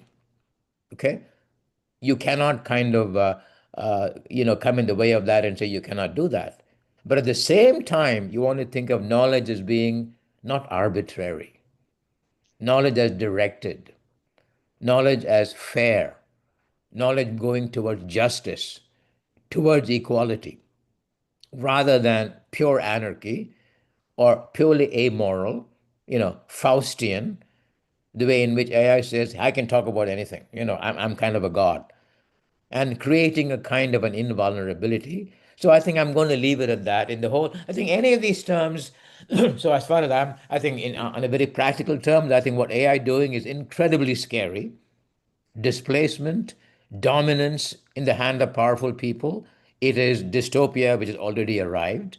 But there's another side to, connection between the artificial and post thinking. It's a different direction, but that is very elitist and philosophical. Doesn't kind of come down to practicality. And I would just suggest any of these terms, for example, uh, I think uh, I think the thing that really bothers me is in this day and age, how is it that all independent movements are still stuck in the logic of settler colonialism, the nation state, and that has no one has apologized for that. So we have the notion of the indigenous. So you think of the indigenous human. Um, but here is the issue: any counter movement that you can think of as being outside the institution. Okay, there's the university, and then what you can do outside the university. The university kind of hems you in certain ways. It becomes academic, and then you want to say, wait a second, I want to go outside. So when you create these spaces outside, which are doing something what you might call grassroots politics, that are doing their own thing, both thinking differently and suggesting different means and refusing to be co opted by electoral politics. So, electoral politics immediately means co optation, but they're the only way to get things done. So, how do you get things done? You think one way and then you act another way because the way that you have to act isn't available to you. So, you always are in a kind of a double conscious, mode. The indigenous can it do its own thing? I mean, how do you go back? So the best thing you can do is maybe you can try to indigenize what is already in place. Indigenize electoral politics, indigenize democracy, indigenize democracy so that democracy becomes something other than somebody winning and somebody losing, maybe proportional representation, opening it up beyond the two-party system, heterogeneity, etc. But even terms like indigenous, to me, correct me if I'm wrong, so in the context of the rapacity of settler colonialism, and we live still in that world of the nation state, and we are trying to settle being, in that context, there is a need to kind of find other knowledges, other spaces, going back in history, other cogitos, and the indigenous has to be respected as its own text and not as something that is outside this text. The famous example in Derrida that nothing outside the text. But there is something outside this text, and it is not a nothing. It has its own origin. It is not its prehistory. So at that level, the indigenous has to be kind of thought of as something as a non-complicit with the world of the modern. But on the other hand, the word indigenous itself can be hijacked in a different direction. As when you say, I am of this place, I am autochthonous, hey, you are the immigrant, you are non indigenous. I'm going to make you. There, the same word indigenous takes on a different kind of virulence. Who are the genuine Mumbaikar? Who are the genuine Madrasi? Who are the genuine American? In the context of tragedy of having exterminated Native Americans. So there, indigeneity becomes a different kind of diehardism. It can degenerate into a kind of a racism. I was here already there. You came a little later. The whole notion of migration, people moving at all, is rendered meretricious, epiphenomenal, as if we need to belong from the very beginning. So again, I'm suggesting it, each of these terms has to be, in my opinion, my humble opinion, and I could be wrong, they are all double-edged. And I think there's always a danger of catching on to any one of these words and fetishizing it and axiomatizing it as the true genuine mantra. And I think there is genuine danger in that kind of an attitude. Okay, maybe I should wind down. So I would say, yeah, I think, oh my God, I hope, I promise I'm done. It began with, the future. And my suggestion would be, and here I am kind of basing myself on Walter Benjamin's brilliant, eloquent, poignant description of the angel of progress in Paul Klee's painting, where he sees progress as the angel, is his angel of history, which is again, if history is history, how does an angel come into history? Do angel have history by definition has no room for angel? Angel by definition is otherworldly. It's beyond materialism, but you need an angel. And the painting gives you an angel, flying towards the future with his back to the future and facing the past. And then a wind is blowing from paradise, and then it's being blown by that. There are questions of control.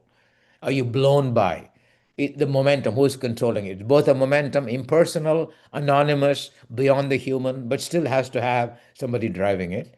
And then as you go, what you call progress, and Benjamin is writing clearly as a Jewish person in the Holocaust, and then now the Holocaust in Palestine. And he sees layer upon debris. And so, how do you correct this? So, one way to look at that is an essay by Ashish Nandi written a long time ago called Toward the Third World Utopia. But the point that he makes is, yeah, there is a need to have a utopian imagination. And the utopian imagination is not an escape from, a movement away from where you are. Because the way you are is full of injustice, but you don't disjunct yourself. So he says every utopian imagination, the obligation both to be utopian and in that sense transcendental in intention, but always in that very moment carrying the scars of the place where you come from. It's not one or the, it's not a running away. It is an attempt to, but in the very act of wanting to transcend, you're marking your place. I am transcending it as a Dalit. I'm transcending it as a black body. I'm transcending it as a particular person. And so that would involve the term from Michel Foucault, the notion of the counter memory.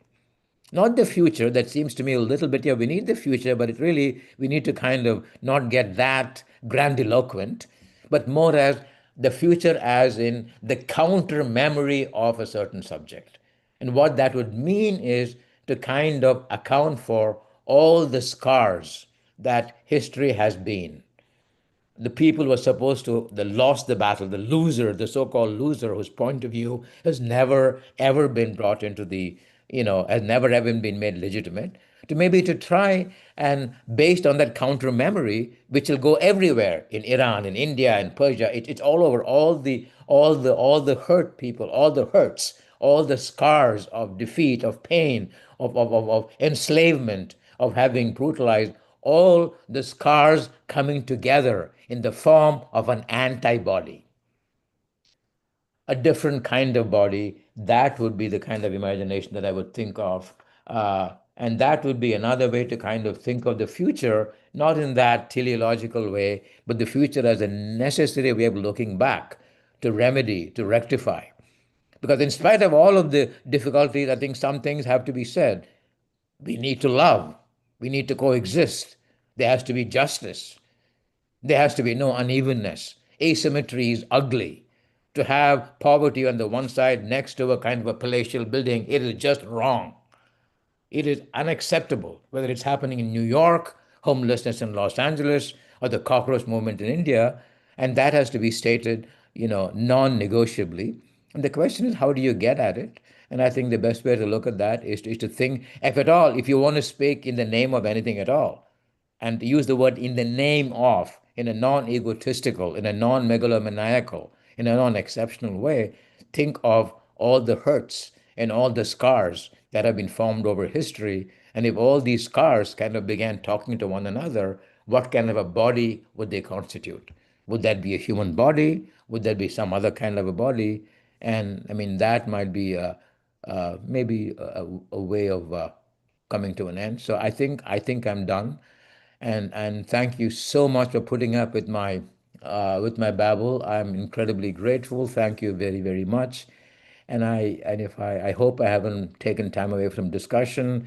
I am happy to be here. I know the time expend. I'm happy to be here as long as you want, but I really would request you to give me your absolutely candid, no holds barred feedback, suggestions, criticisms. Tell me where I'm absolutely wrong, misguided, disagreements. I would be grateful. Thank you very, very much. बहुत शुक्रिया बड़ी मेहरबानी romba romba thanks.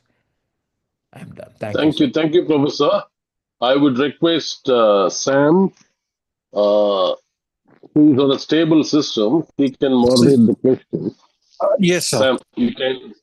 Yeah, Hi, before Sam. you start, Sam, I have one or two questions to Professor. Please Uh, do. I would start the overs, right? Okay. Uh, I was amazed. I know. I can repeat it year long. That was a wonderful presentation of Thank you. ideas. Uh, I think I need more time to digest, think about whatever you said, and connect because it was so uh, uh, compactfully presented. A lot of virulent ideas. I would rather say that way, Professor. Thank you. My question is Yeah. maybe for the past 7, 8 years, I don't know. Sergio Agamben very passionately and religiously. Okay. Of late, I got hooked to Sergio Agamben. So, where do you Okay. place Sergio Agamben's? I know a lot of concepts, the Zoe and the bios and the Yeah. scapegoat and these things. I think where do you place Agamben in your runway of the momentum? I would say. Oh, that's a great question. Agamben is a huge, part of my. I mean, I don't think of myself as an Agamben scholar. Agamben is extremely useful, in particular, the notion of the open. And again, and I think I'm not sure, one of my very dear friends, colleague, Kalpana Rahita Seshadri, who teaches at BC, she's written a beautiful book on Agamben's work. So here again, I think with people like Agamben, and so to answer your question, yes, Agamben is a crucial voice in this debate, but I don't know his work as well as I know some of the other people. So with Agamben as well, the interesting problem, as with Levinas as well, is how can a thinker think simultaneously ontologically as well as politically? For example, the notion of the encampment, the Jewish situation, the Musalman in Agamben. So that's where you need to Yeah. kind of. So when you begin to instantiate ontology with a particular example in history, then there's a problem. And I think Mhm. Agamben's work in general, the way he deals about the camp, exceptionalism, the sovereign, and then the notion of the open, and that's something which is absolutely crucial to me. For example, I'm finishing. For example, the notion of the open before settler colonialism, before the enclosure movements, or the notion of in Tamil vetta veli thanil meyyendurupporku pattayam edukadi. The whole notion of the open, the ontological open space, I think he's crucial. But when it comes to particular readings of the relationship of, especially for me in the context of what is happening in Palestine right now, the tragedy of what Saeed says for the Palestinians who were the victimizers of the victims. So I think that would be where, with Agamben and the people of that ilk, to be a little. So when an ontological thesis is being exemplified through a particular historical example, that's where you need to be. You need to be non-exemplary. You need to Okay. instantiate. Does it make any? I'm kind of, and I'm happy to. That would be my Agamben is absolutely, absolutely. There's no two ways about that. In particular, to kind of to get away from the political, to rethink another community, another basis for community, to rethink community, to bring in the ethical as a kind of an ombudsperson to call into question, politics itself as a regime of oppression and representation. Absolutely useful. And of course, for me, the most Yeah, that's problematic. the quagmire. Yeah, that's the Yeah, quagmire we live in. yeah, Even yeah, Agamben was a politician at one time, and yeah, then he came out of it. So I yeah. think he's living the paradox. The second Brilliantly said. question, Yeah, yeah, the second question is uh, maybe on a lighter side. I'm thinking which human, what definition of human from which we have to attach the post. I've been exploring this concept, right? We have a lot of definitions of human from Renaissance to till this yeah, date. yeah. So I'm thinking about it, and when I was sort of mulling over these concepts, Hmm. suddenly I came upon one idea. Come Yeah, on, this is not new. We have a lot of godmen everywhere. So yeah. what's your opinion on the godmen? They were also post-human, right? Yeah, yeah, in their own way. That's right. I mean, what somebody might say, they were actually in being post-human, they were even being pre-human. I mean, the post and the pre are not quite stable. People like, for example, say what the West considered postmodern, maybe in some ways pre-colonial. Think, for example, the author function in many Indians, there were no authors. The whole Okay. notion of authority. So there is some problem with that. And again, when it comes to God, does it mean spirituality? I mean, let's say, for example, the distinction between international and interfaith. What if this conference had been Okay. talked about in the context of Christ and Muhammad and Islam and Buddha, and they would have been a different shape? Which is why I began by saying at this moment, we are living in a post-colonial moment, which means, we are in a department of English. So how does that constrain you? Can you be in a department of English and talk about those issues, or are we constricted by what is called our syllabus, our curriculum that tells Mm. you your subject position both enables you. Yeah, there are other ways of dealing with it as well in the context of religion, spirituality, metaphysics, and even existentialism. There were different kinds of existentialism: atheistic, agnostic, Christian, spiritual. Yeah, no easy answer for that. So the question is, if it is, where do you escape into beyond the human, or do you anchor it in something else? Does it Thank you, make sense? Professor. I, Thank you yeah, for the I will deep escape. question. I will escape. I will escape myself so that others can be present. Sam, Okay. over to you. Yeah. Hi, Sam. Please take it away. And people, please call me Radha. And it's interesting, even the word Radha, if you're a Tamilian, you would say Radha, but most of us are Radha. Just to tell the same word, it's not quite the same. Any other Sam, are thought? you there? Sir, yes, I'm here. Yeah. Yeah, please. Just dear participants, if you have any questions, you can raise your hand so that we will allow you to unmute yourself. Yeah. As I'm talking, I'm just typing in my two email addresses. Yeah, it's rradha@uca.edu, or it's also, Uh, Sir, there is a feedback question yeah, okay. from Let me, let Lakshay Tadani. yeah, okay. Yeah, Yes. let me just finish typing and either of those email addresses.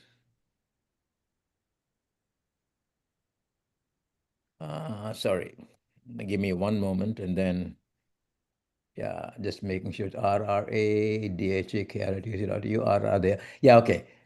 Let me go back to, for lecture. Oh, thank you so much for the lab. Okay, Professor, many thanks for interesting session. Listening to ideas and connections you made, I started thinking about the ontological ideology while thinking about humanism in the university space or humanism department. Okay, university as a space is the only space that nurtures structural knowledge production while dealing with the politics of the situs or the politics of the where it's located. How should such a space respond? Oh, that's okay.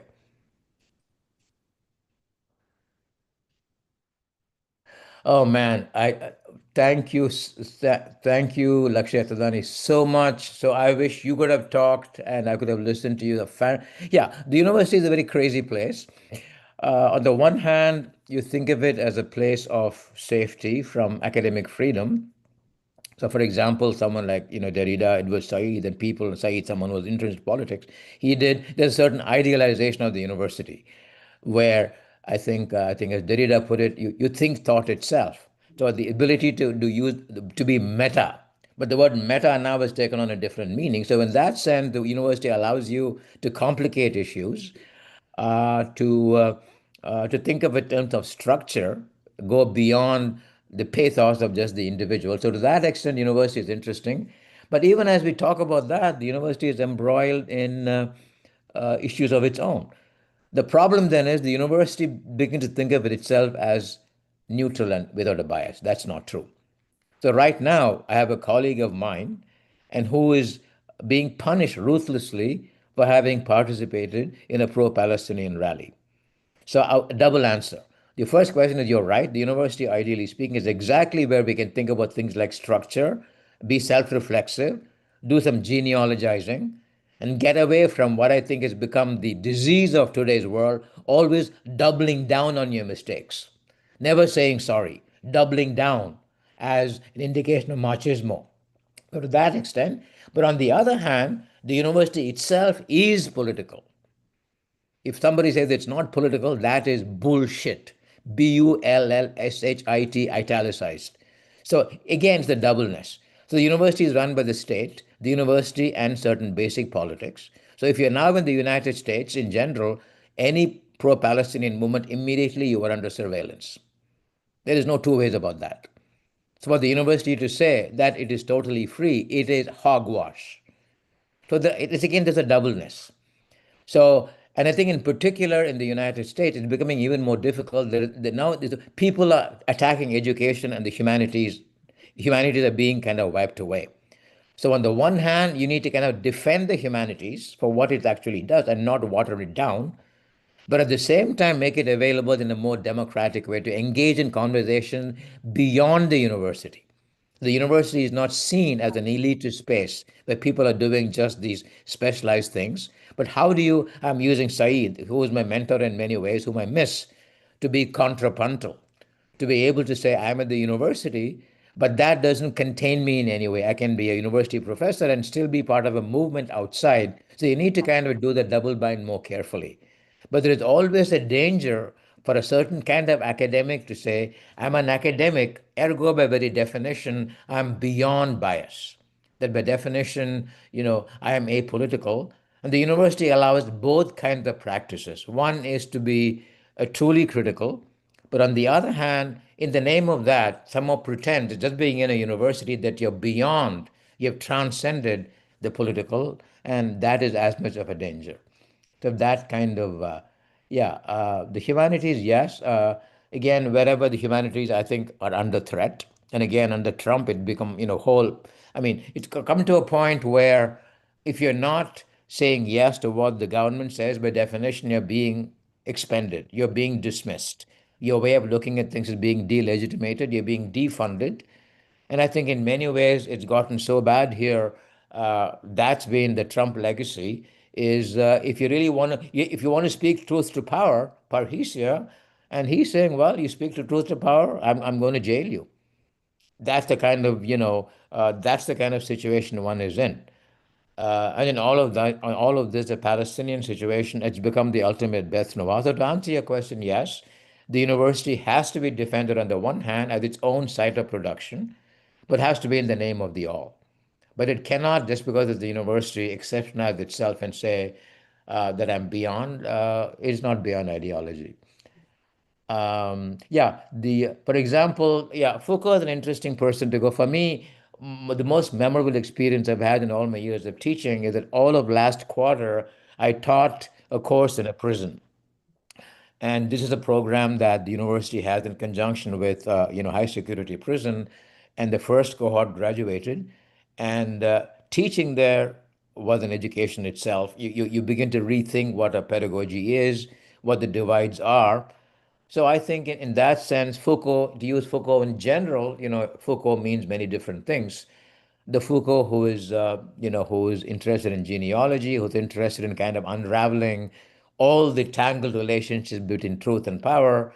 And in that sense, an anti-humanist, Foucault, among many different people, is an important voice. But then, of course, there are unpack Foucault into different kind of themes and sub-themes, and you might have different answers. Okay, other questions? But if any of you, please, Lakshay Tadani, I gave you a very sleazy, superficial answer. So please feel free to continue the conversation with me on email. Yeah. Thank you, Professor. Yeah, Muthukumar. Yeah, hi, Muthukumar. Hi, thank you. Yeah, ontopology, on the other hand, yeah, that's true. I mean, I really don't. I think you've said it better than. I think part of what I'm saying is to be haunted by the past. Yeah, ontopology. So, ontopology, neither one nor the other, but ontology and the political. And the haunting is important because the haunting just tells you that any kind of, that is why it's the counter memory, and the haunting has to be somehow taken care of. And I think and Derrida, reading Marx, does an interesting job of what you do with the haunting is exactly what says that you cannot have any sense of a future except by way of a critical looking back, and that haunting has to be resolved in some satisfactory way from the point of view other than the famous Benjaminian, every civilization is equally a document of barbarism. And, people, the debris, the so-called losers of history, they really are not losers and they need to speak. And ontology matters a great deal. And that's where it seems to me I'm interested in beyond the asymmetry, what kind of coalitions can be made. Do you have to be black to speak for the black? So I think that, and I think some coalitions become neoliberal coalitions and they're not. But what is a genuine coalition where these asymmetries can be resolved with some kind of honesty and not just through some kind of a lip syncing or uh, watered down notions of liberal humanism. Any other? Yeah. Yes, sir. Nirmal Selvamani. Hi, Nirmal. Hello. Just How lovely, man. I wish I could give you a hug. thank you so much. It was wonderful listening to you, and I just want to share with everyone. Around 63 are here, I think, participants, and I think three of us who are part of this discussion belong to the class of 1978 from Erasmus. Yay. Myself, Indra Chandrasekhar, and Vijay Rangan. Yeah. I think Indra Chandrasekhar had to leave because she had some other engagement. So the two of us are right now here. So we just form a sort of an MCC club here. But I mean, I've been into the exclusive that way, but it's so happy to revisit, this experience again. But talking about Professor Radha's observations, I don't have a question, but I just wanted to, say this. I think, he's saying that we need to stand on a ground when we do stand, especially when we take a stand. Mhm. But it's also true that we need to critique that ground itself, where we stand. This might be, it might sound like a kind of a double bind, but it need not be disabling, Yeah. especially on occasions of, let's say, injustice. Yes. As he said, the Dalit issue, or poverty, or homelessness, or so many other realities. So this means professor is not really discrediting action as such, because of the ambivalence of the a priori, in which we are all implicated. I'm Yeah. particularly thinking of Spivak's idea of strategic essentialism. Yeah. So we need to essentialize, on certain occasions, especially when we need to take a position, with which Professor began his talk today, Adrian Rich's essay on. So we need to act, and that act is definitely going to implicate us in a double bind, but that need not be disabling and Mhm. discrediting. And that is so comforting to hear, again, after so many years. Thank you so much, Professor. Thank you, Nirmal. I cannot tell you, sorry, in the middle of all the other people to have this personal conversation. I'm with Indu and Nirmal and Vijayaraghavan. Your work, Nirmal, is doing the very thing that I'm incapable of doing. You in your work, I love you, I respect you and your voice and who you are and the integrity of your work. Your work on Trinai is exactly the kind of the outside which more people need to do. And so I can just say, I mean, I remember you and your work with incredible gratitude, and in particular, the year of 1978, that group was amazing. And I would just say, I look at your work and I say, yeah, I mean, I'm talking about other epistemologies, there are people who know that, and I think your work is doing much more than any of my talks can ever do. So I really want to kind of salute your work, and I think I completely agree with what you said, that it doesn't have to be. I mean, I'm always find it interesting why people actually why should staying in the same place and questioning it be disabling at all? I don't even understand that. I mean, it's almost like, do you, I mean, especially in Trump's America, people expecting total loyalty to be jingoist. My father, right or wrong, my country. I don't even understand the logic behind that. What's wrong in apologizing? What's wrong in going back? Why is doubling down? Why do you have to be, why does the whole question of loyalty? But loyalty to what? You don't fetishize loyalty in a kind of an intransitive way. It depends on what you're loyal to. That's what's called dharma sankatam, loyalty to God, loyalty to country, and you're wondering, what should I do? So to me, it's quite obvious. Honestly, to be, you know, to occupy a position and question it at the same time seems to be not problematic at all. It seems to be the right thing to do. It's not easy to do, but why should it seem so monstrous? Why should it seem so anomalous? So I think we are living in a situation where there's a refusal to look back, refusal to genealogize, refusal to apologize, and to think of loyalty as some kind of a card-carrying, inflexible, forever kind of a bonding. And that is exactly what the problem is. If each kind of person, we can multiply different conversation, different directions. If each person kind of look back and who that person is, where I'm coming from, and enact the drama along with other people, you're opening up a different space where we will go beyond the rigidity of political correctness. We'll be truly ecstatic. I mean, and maybe we always say self-evident. Why don't we say other evident? What is so great about the self? I mean, if I make a joke and you don't cry, it is not a joke. I can't say, oh my God, I made a joke. No, it wasn't evident to the other person. So we need to kind of get beyond this. I mean, it's one thing to have an identity, a distinction to be made between a loyalty to a cause and loyalty to an identity. They're two different things altogether. So why self-evident? If yourself already is a part of the other, why can't we say, hey, I made an extremely other evident talk? But the word other evident almost seems like anakoluthon. It seems as if it's a linguistic monstrosity, but it should not be. So that is the kind of shoring up that I think we need to kind of do, and it's easier said than done. So I'll say completely endorse what Nirmal said so beautifully, that it doesn't have to be the double bind, doesn't have to be disabling at all. And even with the strategic essentialism, we can even do without the essentializing. So we need that. So that's the funny thing. Once you take, I think Spivak's work does it brilliantly. Once you begin using a strategy, at what point the strategy begin to use you?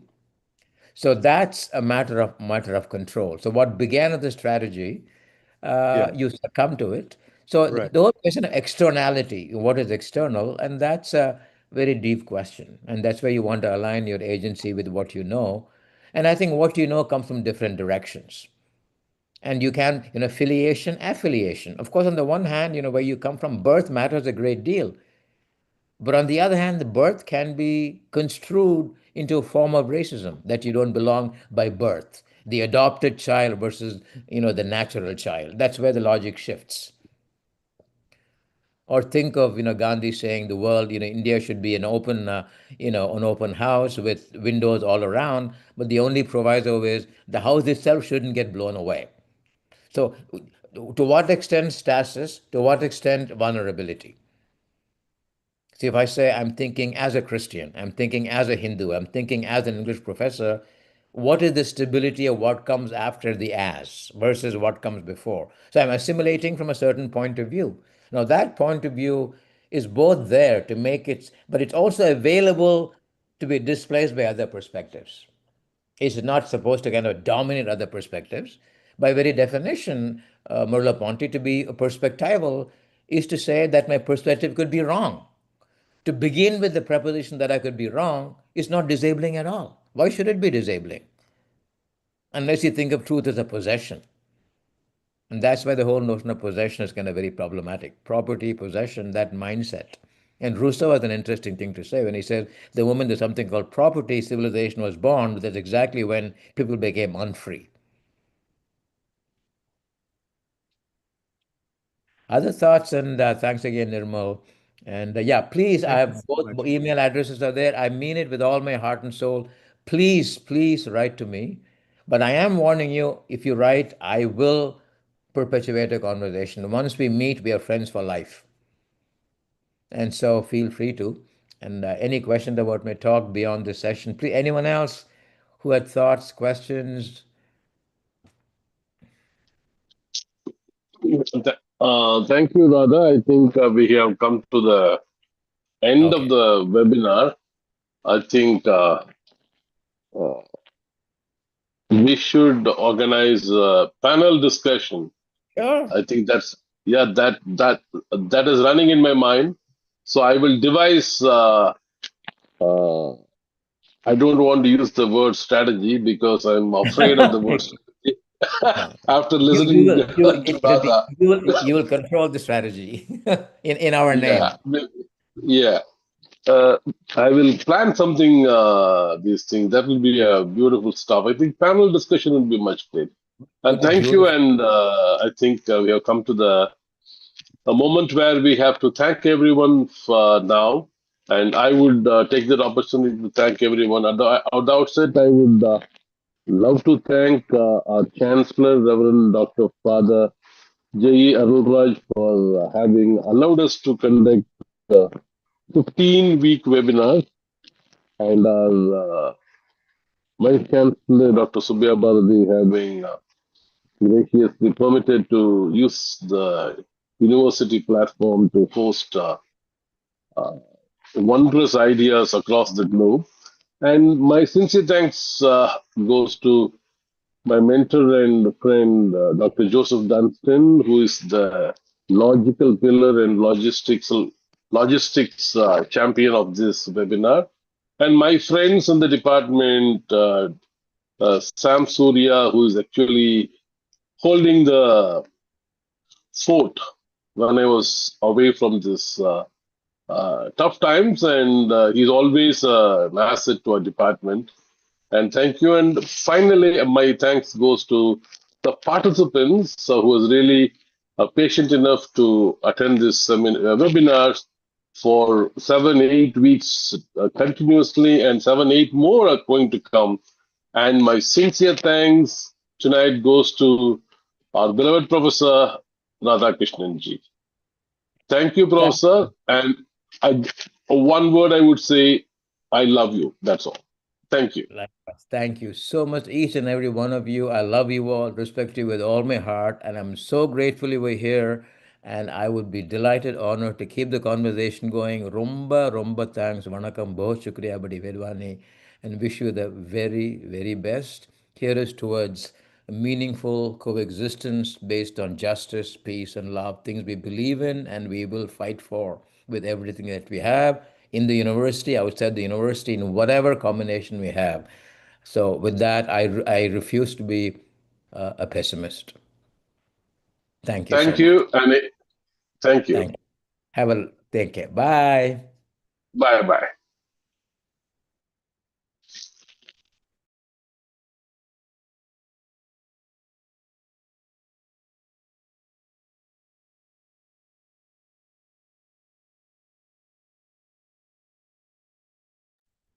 So thank you, dear participants, for attending week 8.